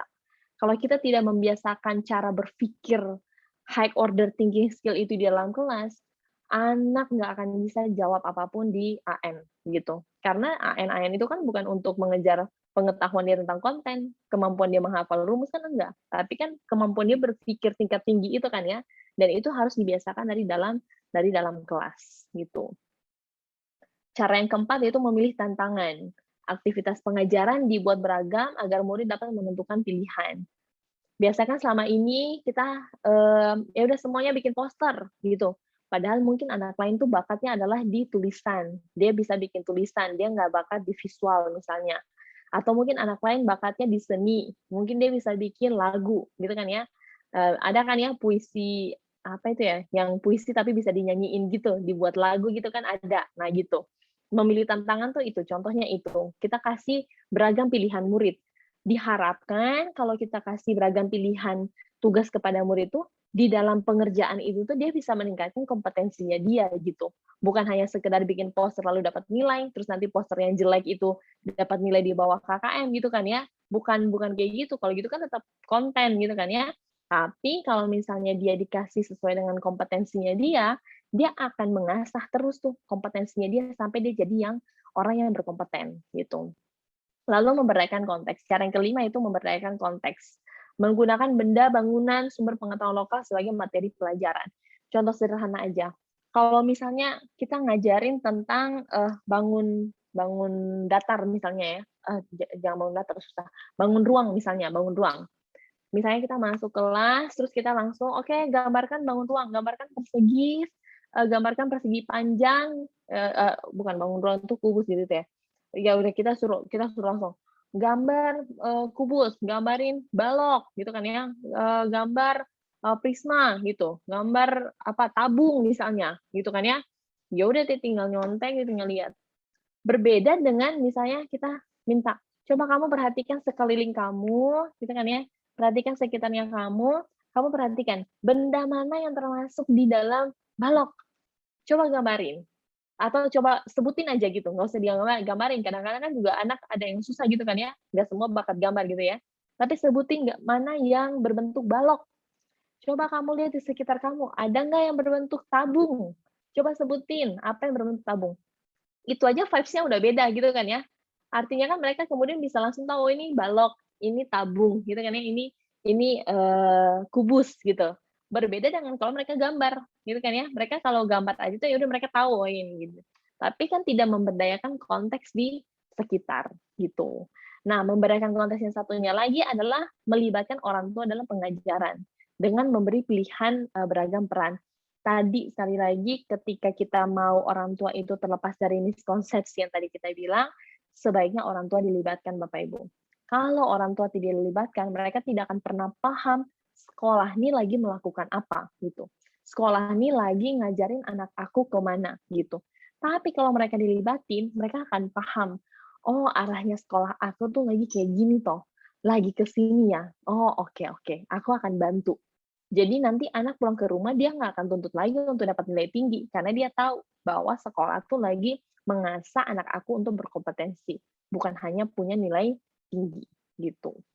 Nah, Bapak Ibu terakhir ini aku banyak sih kata-kata Pak Ki Hajar ya, tapi yang paling aku suka ini sebenarnya karena ini berkaitan banget dengan kemerdekaan belajar gitu kan. Ini dia bilang ini kalau nggak salah peringatan taman siswa gitu ya. Kemerdekaan hendaknya dikenakan terhadap caranya anak-anak berpikir, yaitu jangan selalu dipelopori atau disuruh mengakui buah pikiran orang lain. Tetapi biasakanlah anak-anak mencari sendiri dengan pengetahuan dengan menggunakan pikirannya sendiri. Kalau Bapak Ibu pernah lihat bukunya Pak Bukik, judulnya Anak Bukan Kertas Kosong, nah itu relevan banget sama ini, gitu ya. Anak-anak itu tuh bukan kertas kosong, apalagi dengan kemajuan kecanggihan teknologi kecepatan internet sekarang ini Bapak Ibu ya, even kalau misalnya enggak di tempat aku sinyalnya susah nih, internetnya nggak lancar-lancar banget, mereka punya televisi gitu ya. Kecepatan informasi sekarang tuh udah banyak gitu, udah cepet gitu kan ya. Mereka tuh juga punya sosial media gitu kan ya, bisa lihat banyak hal gitu. Anak-anak tuh bukan kertas kosong, mereka tuh udah punya kemampuan, mereka punya kecerdasan majemuk gitu kan ya. Tinggal kita ini mengarahkan mereka untuk menemukan sendiri pengetahuan dengan menggunakan pikirannya sendiri. Nggak perlu selalu mereka harus mengakui buah pikiran orang lain gitu kan ya. Apalagi kita mendikte gitu tiap hari gitu, nggak perlu Bapak Ibu ya, nggak harus selalu begitu anak-anak kita. Biarkan kita menuntut mereka tuh menemukan sendiri kompetensinya mereka gitu. Kalau pembelajaran berbasis konten, mereka hanya harus mengakui buah pikiran orang lain yang udah ada dalam buku teks, benar nggak? Ya kan ya, mereka hanya harus tuh menghafal ulangan itu buah pikiran orang lain dalam buku teks. Tapi kalau mereka berbasis proyek, pembelajaran berbasis proyek, cari sendiri masalahnya gitu kan ya. Wah, ada masalah nih, amati dulu, dia amati gitu kan ya. Guru tuh nggak, aduh keren banget ya kalau Bapak Ibu melakukan pembelajaran berbasis proyek itu menurut aku keren banget gitu. Kita nggak perlu kasih tahu, kita bawa aja di sebuah taman gitu kan ya. Kita bawa aja ke sebuah taman, silahkan dia mati gitu kan ya, kita kasih kesempatan mereka mengamati. Coba temukan ada nggak yang ada masalah nggak di sini gitu. Bisa aja dia temuin masalah. Oh, sistem pengairan di taman ini jelek nih. Oh, pengolahan sampah di taman ini nggak bener nih, gitu. Kan berbagai macam kelompok gitu kan ya. Kalau tadi kan misalnya kayak anaknya banyak gitu kan ya. Kalau misalnya anak sedikit enak ya. Kalau anaknya banyak kan berarti berbagi per kelompok. Oh, di sini ini sistem tanamannya kok kayak gini ya. Kok bunga yang ini bisa ini gitu ya. Itu kan mereka menemukan sendiri gitu kan ya. Nanti kembali ke kelas setelah mengamati, mengidentifikasi masalah, kembali ke kelas. Oh, teman-teman, ternyata tadi terus diskusi gitu kan ya. Dia diskusi dengan teman-temannya gitu, bertukar pikiran. Oh, masalahnya tadi tuh pengolahan sampah yang di dalam taman itu tuh kayaknya ada yang salah ya, ada yang nggak bener ya gitu. Itu kan mereka diskusi. Oh, kalau pengolahan sampah, oh kita lihat deh, kita teliti deh. Orang biasanya kalau buang sampah gitu jam berapa di situ gitu. Ya kan? Terus mereka coba-coba mencari cara, mencari solusi gimana supaya pengolahan sampah di taman itu misalnya jadi oke. Coba kita pakai solusi yang ini gitu. Uji coba lagi. Ini akan berhasil nggak ya solusi ini gitu untuk mengatasi masalah ini berhasil nggak ya? Oh, ternyata berhasil gitu.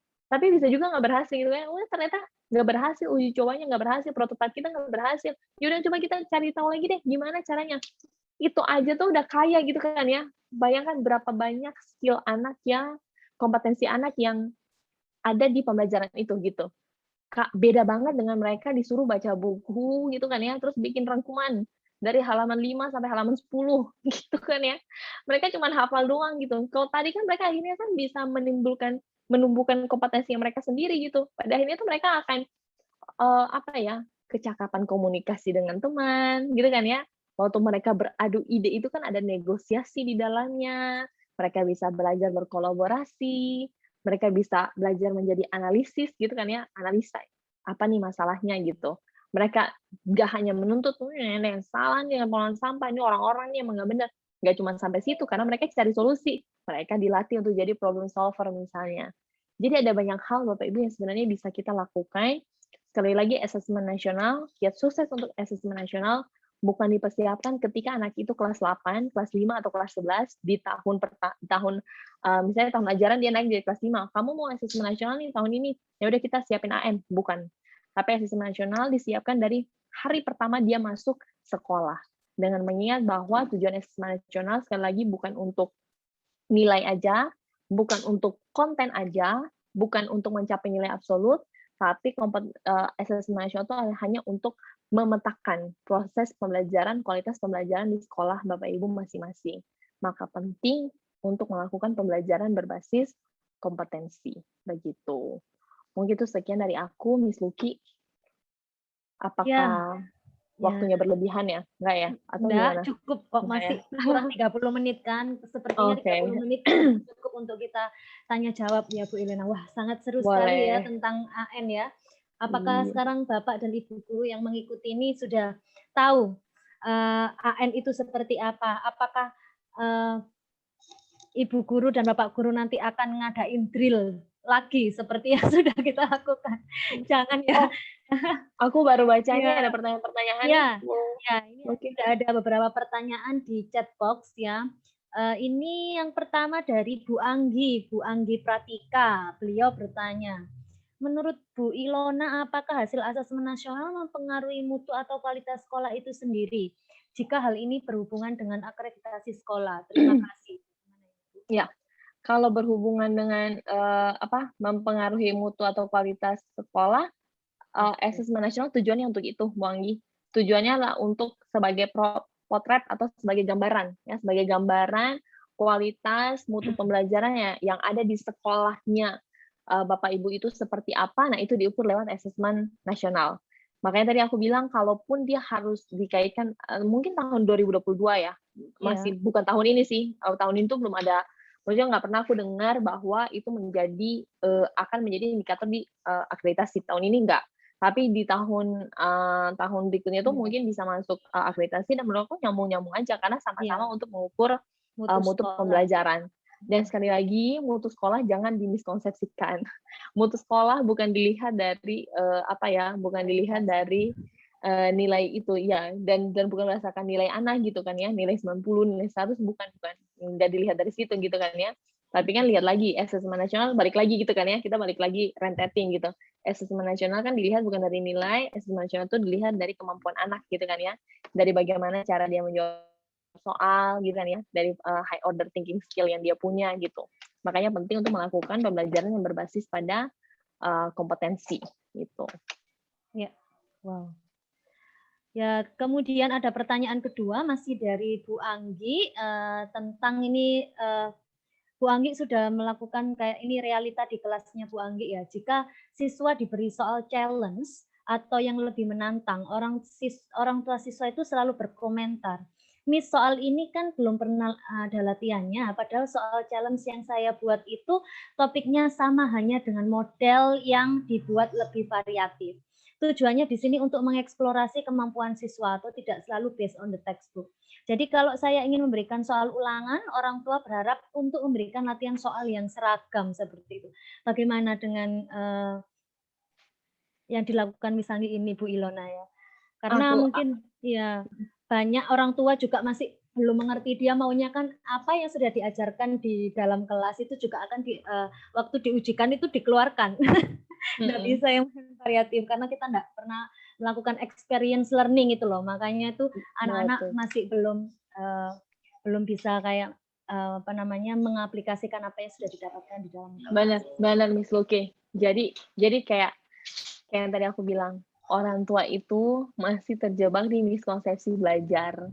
Kenapa mereka menghadapi Bu Anggi yang udah maju, Bu Anggi kan udah mau melakukan ini kan ya, maksudnya udah mulai menghantar anak-anak tuh supaya lebih challenging gitu kan ya, levelnya tuh mau meningkat gitu. Tapi kan balik lagi orang tua, ini latihan soalnya nggak ada gitu, karena orientasi orang tua masih nilai gitu kan ya, masih tadi lagi gitu, masih yang anak aku pokoknya dibilang pinter karena dia punya nilai tinggi gitu. Makanya kan banyak anak-anak yang stres gitu kan ya, kalau dia nggak dapat nilai tinggi tapi ternyata dia berbakat di olahraga, berbakat di seni, tuh kadang-kadang itu loh nggak dianggap sama orang tuanya gitu kan ya. Betul sekali. Main bola bagus-bagus, nilai kamu jelek, matematika kamu jelek gitu. Ya ampun, berdosa banget kita gitu. Iya nggak sih? Aku pribadi juga dulu kayak gitu. Jadi kayak pengakuan dosa kita nih. Gitu. Jadi dan orang tua itu sering kayak membandingkan siswa satu dengan siswa yang lainnya. Takutnya kan nanti anaknya akan ngerasa kayak, oh aku benar-benar nggak berguna. Kadang ada traumatik yang seperti itu, kemudian dia nggak mau jadi maju lagi. Betul. Nah nih, pas berkaitan dengan pertanyaannya Bu Furi kan, bagaimana cara mengubah miskonsepsi orang tua terhadap AN ini? Yang pertama mereka harus dilibatkan dulu. Ya, orang tua selamanya kalau masih hanya menjadi partner seperti apa ya, penagihan tugas gitu kan ya. Tolong dong, Bu, tugasnya anaknya belum selesai. Bu, tolong dong, ini ulangannya dia belum remedial. Ya kalau cuman kayak gitu, orang tua tidak akan mengerti arah dan tujuan sekolah gitu. Sekolah ini sekarang lagi menuju kemana gitu, nggak akan ngerti. Karena mereka tuh, apalagi kalau yang cuman disuruh aja. Sekolah negeri mungkin masih ini ya, kalau sekolah swasta, dianggap orang tua tuh kayak, kami ini kan cuma tinggal bayar-bayar doang gitu. Nggak akan ngerti gitu kan. Nah, kalau mereka udah dilibatkan, mereka udah diajak, aku yakin gitu. Kayak misalnya kalau Bapak Ibu lihat di Cikal gitu kan ya, ada komunitas keluarga kita gitu kan ya. Karena dilibatkan jadi miskonsepsinya tuh luntur gitu dengan sendirinya. Karena mereka ikut berproses gitu dengan guru ataupun dengan muridnya. Jadi paham profil lulusan aku tuh sekolah profil lulusan anak aku tuh nanti kayak gini yang diharapkan. Nanti tuh sekolah tuh lagi menuju ke sini gitu. Jadi kata kunci pertama itu adalah melibatkan mereka dulu. Di semua aspek pembelajaran libatkan mereka. Pembelajaran berbasis proyek bila perlu kalau orang tua yang nggak sibuk libatin mereka dalam prosesnya gitu. Kalau misalnya mereka sibuk ya itu harus diagnosis dulu gitu kan ya. Karena kan beda-beda, ada orang tua kan yang juga bekerja gitu. Ataupun misalnya sesederhana ajak mereka TPD bersama kayak begini gitu kan ya, supaya dicerahkan, dibuka pemahaman, Bu, kenapa nih kita udah nggak boleh lagi berorientasi pada nilai doang ke anak-anak kita, ini sebenarnya kayak gini, Bu, gitu. Karena kan kita semua, para orang tua kan produk lama gitu kan ya, kita kan produk dari belajar yang pola lama gitu kan, jadi kan kita udah di-setting supaya anak pintar tuh adalah anak yang dapat nilai tinggi gitu kan ya. Itu kan warisan turun-temurun tuh. Nah, ini yang memang sudah harus di apa ya, udah cukup lah gitu. Udah cukup gitu. Udah cukup kita menciptakan ekosistem menderita belajar untuk anak-anak kita. Ini udah menurut aku udah nggak sehat gitu. Anak nanti ada yang pas ujian nasional bunuh diri lah karena nggak lulus. Aku ingat dulu teman aku ada kayak gitu. Ya, dia karena ujian nasional nggak lulus, terus dia nggak bunuh diri sih, tapi ya stres gitu, stres. Nah itu hanya karena dia nggak lulus ujian nasional. Padahal kemudian dia jadi tetap aja ya punya dunia kerja gitu, diterima di dunia pekerjaan gitu. Tapi ada satu hidup dia tuh yang harus merasa oke, seakan-akan dunia runtuh ketika dia nggak lulus ujian nasional gitu. Dapat nilai jelek terus dibandingin, itu sakit hatinya tuh long last loh. Itu tuh anak-anak tuh kayak kalau lihat di konten-konten TikTok, Instagram Bapak Ibu, itu kalau Bapak Ibu lihat ya, anak-anak tuh banyak curhat tentang hal itu gitu. Ada kan yang kayak komen TikTok, "Ibu guru fisika aku dulu bilang aku nggak bisa jadi apa, nih Bu," gitu. Jadi mereka tuh kayak sekarang jadi apa tuh kayak kayak jadi, "Nih Bu, aku jadinya bisa nih jadi dokter," gitu, gitu-gitu. Nah, tapi kan kita berharap apakah produk lama tidak jadi apa-apa? Enggak, kita semua jadi juga gitu kan ya, maksudnya kita kan juga jadi produk lama itu kan juga, jadi profil lulusan gitu kan ya. Tapi kan ada banyak hal yang kemudian karena tidak dibiasakan jadi dari dahulu, akhirnya kita harus dari baru sekarang gitu kan ya, kayak baru sekarang, "Ya aku harus gini, aku harus gini." Nah, kita nggak mau itu terjadi di anak-anak kita. Kita nggak mau warisan ini tuh diwariskan lagi ke anak-anak kita, gitu. Nah, perlu mengajak orang tua. Sekali lagi, libatin mereka, mereka bukan hanya apa ya, jalur penghubung ke anak gitu kan ya, kayak cuman buat nakut-nakutin anak, nagih tugas, remedial gitu ya, bukan, tapi mereka perlu di apa namanya, dilibatin gitu, dan kalau bisa duduk bersama, ngobrol bersama gitu. Karena kalau mereka nggak dikasih tahu kan juga mereka nggak akan tahu gitu kan ya. Kalau aku nggak di kampus guru Cikal, Bapak Ibu, aku sama aja tuh sama yang kayak yang tadi di miskonsepsi belajar berbasis konten karena ada ekosistem yang memaksa aku jadi demikian gitu kan ya. Tapi setelah aku tahu aku belajar di kampus guru Cikal, aku jadi paham, oh iya bener ya.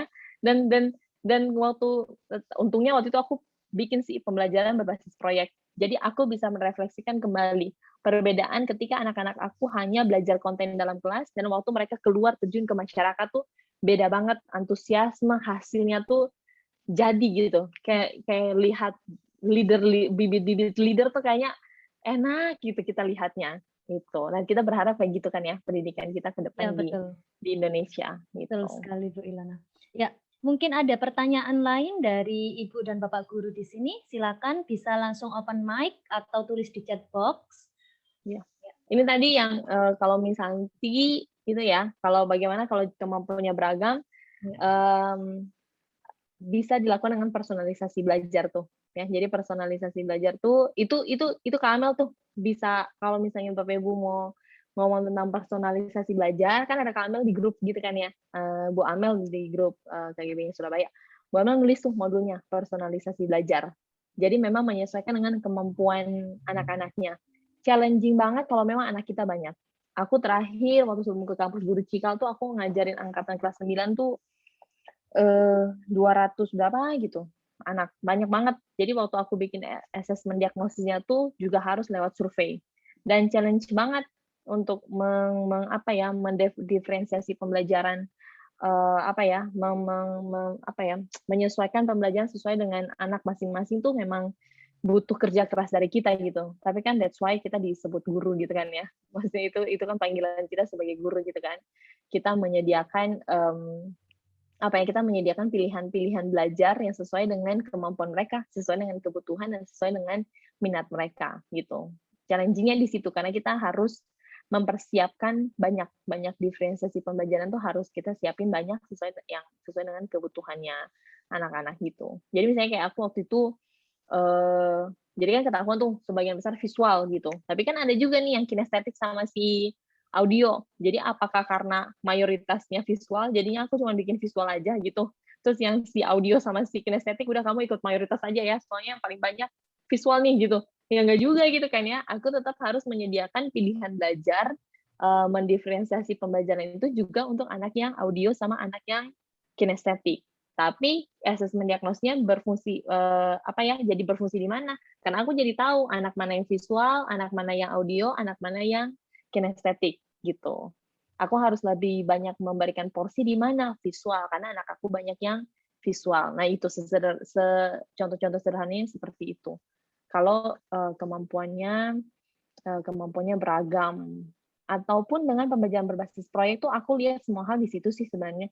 Waktu aku pembelajaran berbasis proyek tuh bahkan anak yang diem sekalipun gitu ya, waktu di kelas tuh dia cuma di pojokan gitu, diem nggak ngapa-ngapain, nggak pernah bersuara, tapi bisa loh di pembelajaran berbasis proyek tuh karena dia menemukan sendiri gitu. Jadi dia merasa tertanggung jawab dengan apa yang dia temukan. Aku nemu ini nih, gitu. Kalau guru mendikte kan mungkin dia merasa ini bukan pengetahuan aku bukan aku yang menemukan gitu kan ya. Tapi kalau dia menemukan sendiri tuh jadinya dia juga, aku kaget banget gitu. Dan akhirnya, ini anak yang aku cerita ya, di semua mata pelajaran tuh remedial. Termasuk ulangan aku juga remedial sih. Tapi waktu di pembelajaran berbasis proyek, pada akhirnya aku jadi tahu, oh ternyata anak ini tuh punya potensinya di mana gitu. Waktu dia bikin video dengan voice over itu tuh, aduh keren banget, udah kayak voice over bayaran mahal gitu. Aku jadi ngerti, aku bawa itu di rapat nilai gitu. Maksudnya ini anak biasa kan kalau di rapat nilai, Bapak Ibu ya nggak sih, rapat nilai kan kita ngomongin anak-anak yang nilainya KKM-nya jelek gitu kan ya, nilai di bawah ini yang kena kelas gitu. Nah, emang nih anak 9 mata pelajaran tuh semua di bawah rata-rata. Tapi terus aku bilang, tapi ini anak punya kompetensi. Kenapa dia bisa masuk semua kategori di bawah ini? Karena kan pembelajaran kita selama ini konten. Cuman mengharapkan ini anak menghafal gitu kan ya. Kalau cuma menghafal, memang dia nggak sanggup. Tapi lihat nih buktinya. Nah, aku puterin aja video yang dia buat sama voice overnya. Ternyata punya gitu kan ya. Bayangkan kalau semua mata pelajaran bisa berkolaborasi, terus berfokus di pencapaian kompetensinya anak. Kita nggak akan menghadapi tuh anak-anak yang dibilang di bawah KKM, di bawah nilai apa tuh buat kenaikan kelas ada kan ya, ada batas minimal nilainya itu kan ya, gitu. Ya, ini Bu ada pertanyaan dari Pak Ahmad.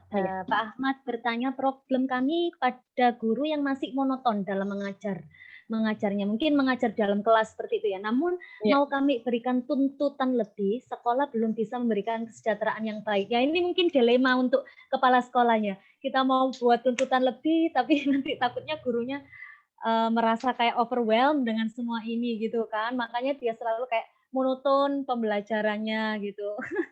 Ya, Pak Ahmad kepala sekolah ya? Apa gimana? Oke, Pak Ahmad.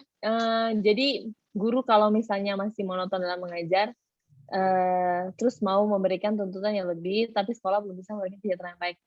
Menurut aku Pak Ahmad, balik lagi gitu kan ya. Iya, balik lagi. Ini tuh memang bahkan Pak Ahmad, guru melakukan itu, sekarang nih misalnya, dia melakukan monoton dalam mengajar pun tuh untuk apa gitu kan ya. Maksudnya, daripada energi dia habis untuk monoton dalam mengajar, itu energi tahu Bapak Ibu, ya nggak sih? Waktu kita monoton dalam mengajar tuh energinya lebih besar daripada kita melakukan pembelajaran berbasis kompetensi gitu. Karena kan kita mengarahkan gitu kan ya. Lebih besar tuh kalau kita ceramah, mulu kayak aku nih barusan nih kan 2 jam, tapi kan ini kan bukan ini kan ya. Kayak ceramah mulu gitu. Itu energinya lebih besar dan boring banget. Setelah itu pasti kita capek banget. Aku perbedaan waktu aku tahun-tahun awal ngajar dengan gitu doang, dengan pembelajaran berbasis proyek, akhir dari proyek tuh kita rayain bersama tuh. Aku fun, mereka juga fun gitu. Aku kayak enak banget gitu. Karena aku hanya bukan hanya ya, tapi aku memandu mereka, bukan memandu. Aku mengarahkan aja. Aku mengarahkan gitu. Sambil aku transfer ilmu-ilmu yang esensial. Maksudnya ada kan hal-hal esensial yang kita tahu mereka meskipun internet udah banyak, tapi aku nggak menafikan bahwa ada beberapa hal yang kita guru pun kudu kasih tahu ke murid kita gitu kan ya. Ketimbang aku ceramah dari awal sampai akhir gitu. Lebih capek sebenarnya si monoton dalam mengajar itu daripada yang melakukan pembelajaran berbasis kompetensi. Kemudian tuntutan lebih ini tuh kalau masih yang berkaitan dengan murid yang pendidikan berpusat pada anak, Pak Ahmad aku pikir itu bukan tuntutan, itu udah tanggung jawabnya guru. Jadi kalaupun misalnya Pak Ahmad masih menghadapi teman-teman yang seperti begini di sekolah, mungkin pertama kali harus pelatihannya itu bukan lagi apa-apa ya, tapi guru mereka belajar aja dulu. Bahkan sebelum guru mereka belajar, kasih dulu materi tentang motivasi guru gitu. Diajak refleksi kembali gitu, refleksi bersama tentang tanggung jawab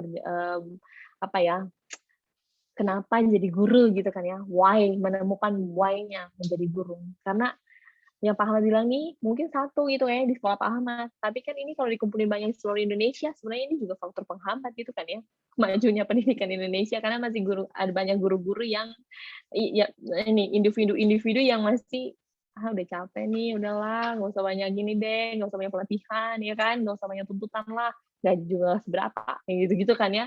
Padahal kalau Bapak Ibu lihat karya protean yang dikembangkan di Yayasan Guru Belajar gitu kan ya, Bizanti udah masuk belum, Bu Furi, Misuki, itu kan karir protean tuh kan gini, misalnya aku ngajar, tapi aku punya kompetensi juga untuk menulis misalnya, kayak Pak Suhut kenal nggak ya di Cimahi atau mana ya Pak Suhut tuh, yang penulis buku itu kan ya, kan jadinya tuh kesejahteraan yang disediakan sekolah ya udahlah misalnya nggak seberapa ya udah gitu, tapi kan aku bisa menulis buku, ya kan? Aku bisa bikin konten, aku bisa jadi konten kreator gitu, YouTube aku bisa menghasilkan untuk memenuhi kesejahteraan itu misalnya gitu. Jadi sebenarnya ada banyak jalan itu sebenarnya untuk seorang guru itu sebenarnya ada banyak jalan.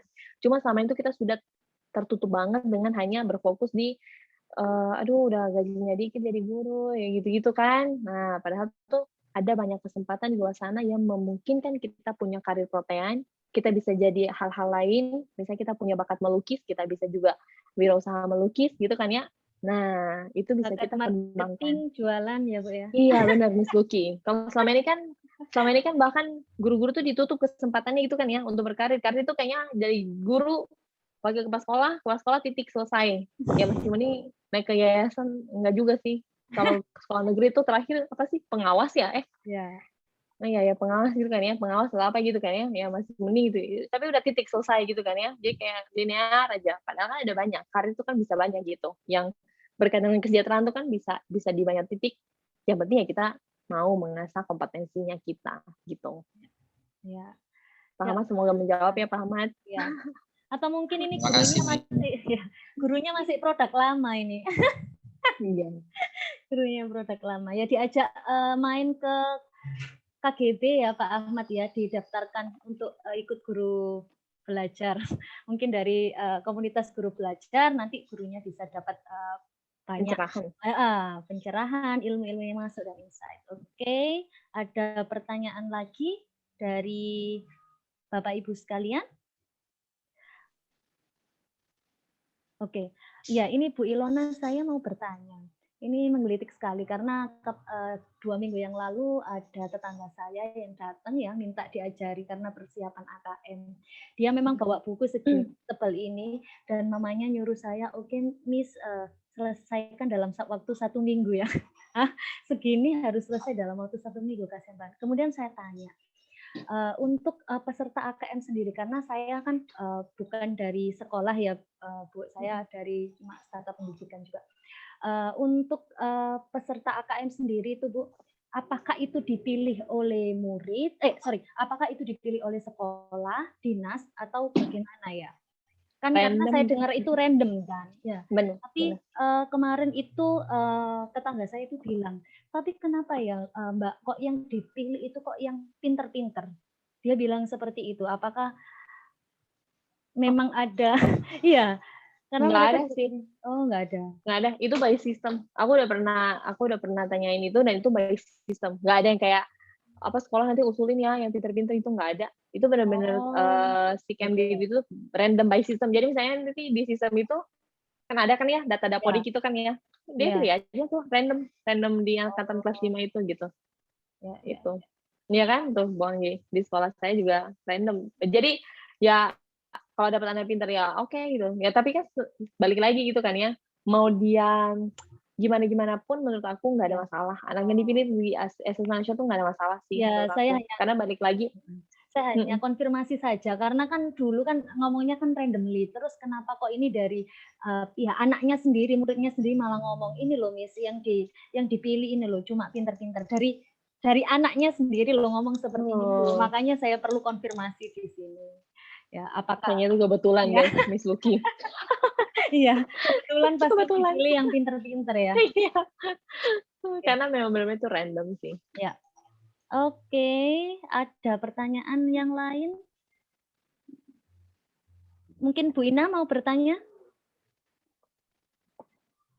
Atau memberikan refleksi setelah tadi 1,5 jam Bu Ilona telah share tentang kiat-kiat bagaimana menghadapi AN, tentang miskonsepsi dari AN itu sendiri ya.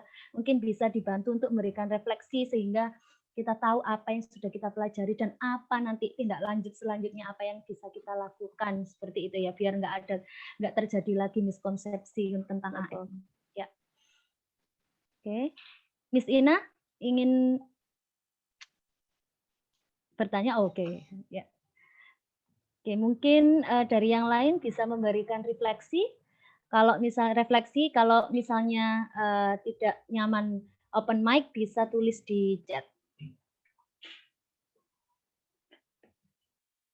Miss Santi raisen. Yes, oh Miss Santi is raisen. Oke, ya Miss Santi please open your mic, Miss.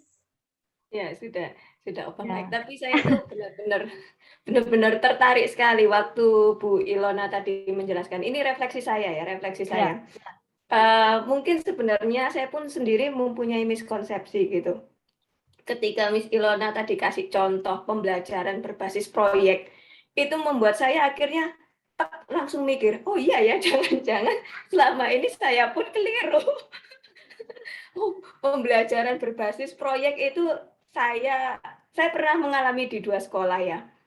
Ada sekolah yang namanya pembelajaran berbasis proyek itu anak disuruh untuk mencari proyeknya sendiri yang dia nyaman, kita cuma memandu step-step berpikirnya aja. Ada sekolah yang pembelajaran berbasis proyeknya itu seperti Miss Ilona, tapi yang seperti Miss Ilona ceritakan, jadi guru kasih tugas, anak tinggal mengerjakan kayak gitu, tinggal cari pengamatan lingkungan dan segala macamnya. Tetapi waktu itu sampai di hari ini saya memahami bahwa itu both of them itu sama gitu loh, nggak apa-apa kan, toh sama-sama anak mengamati lingkungan dan anak melakukan lebih dari sekedar mengerjakan paper and pencil kayak gitu.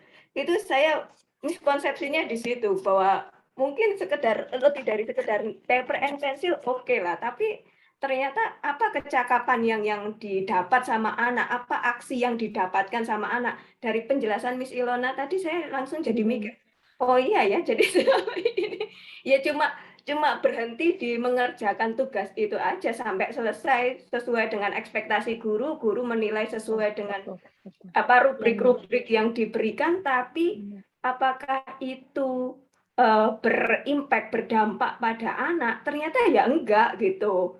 Jadi tidak ada tindak lanjut pemahaman konsep tidak ada tindak lanjut apapun sehingga belum bisa disebut kompeten. Jadi terima kasih atas penjelasannya Bu Ilona. Dari sini kan saya pada akhirnya mikir lagi kalau mau ngasih materi, saya kira santai-santai aja. Oh sudah kasih pembelajaran berdasarkan proyek gitu. Ternyata salah.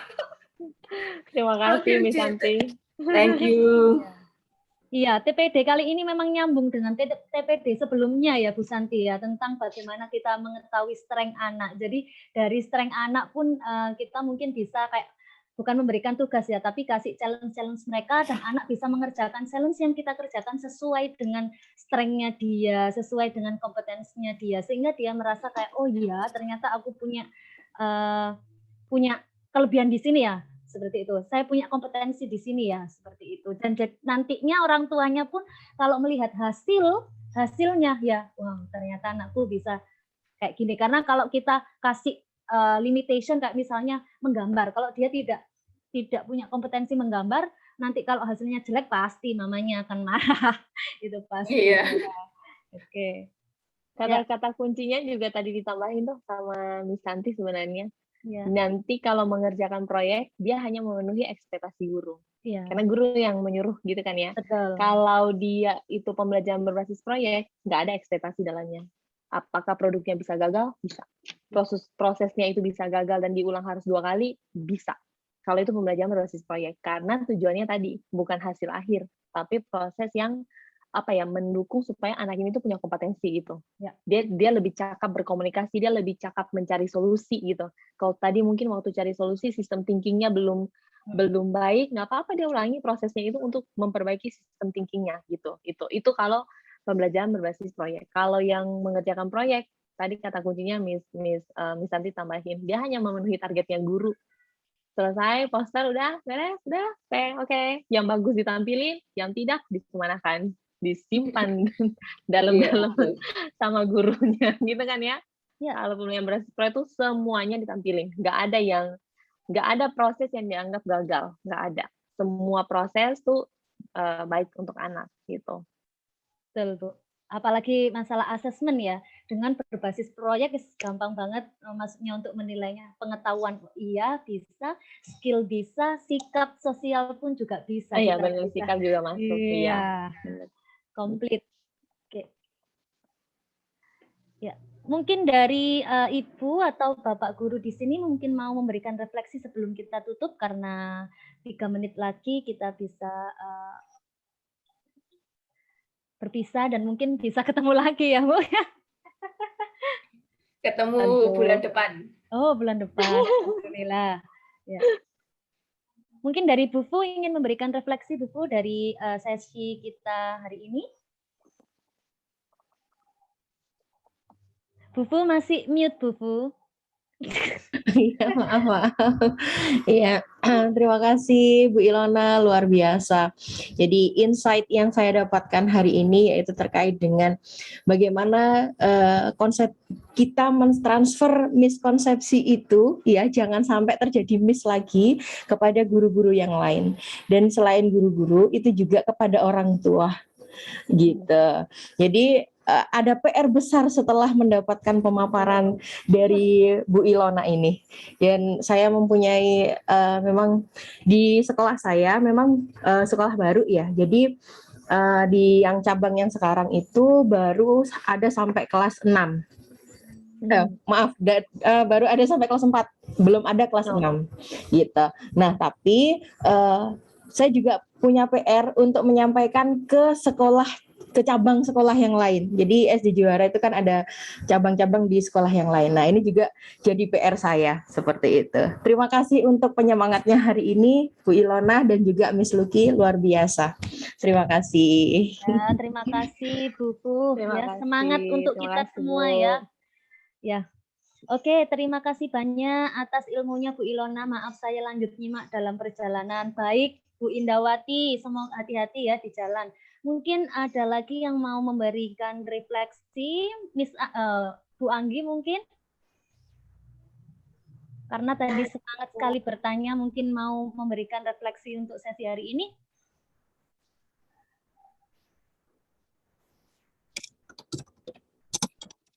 Bu Anggi? Oh, mungkin Bu Anggi juga masih dalam perjalanan. Hati-hati ya Bu Anggi. Oke, terima kasih. Mungkin ya jangan lupa foto kenangan. Oke, sebelum kita akhiri sesi bincang-bincang kali ini, TPD kali ini, kita akhiri dulu dengan foto kenangan dulu ya, seperti request-nya. Boleh. Bagi yang mungkin bisa open kamera, mohon open kamera sehingga kita bisa punya kenang-kenangan TPD ke-28 ini dengan Bu Ilona. Ya. Monggo yang bisa open video. 1, 2, 3. Oh sebentar, ada pop up ini. Chat 1, 2, 3. Semangat. Ya, semangat untuk kita semua. Terima kasih. Oke, terima kasih. Ya, terima kasih Miss semuanya Ilana. dan ya sampai jumpa di TPD berikutnya. Siap. Selamat siang. Assalamualaikum. Selamat siang. Sampai jumpa. Terima kasih. Terima kasih, Terima Ilana. Terima kasih. kasih, Terima kasih, Ibu Bapak Ibu. semua. Terima kasih semuanya.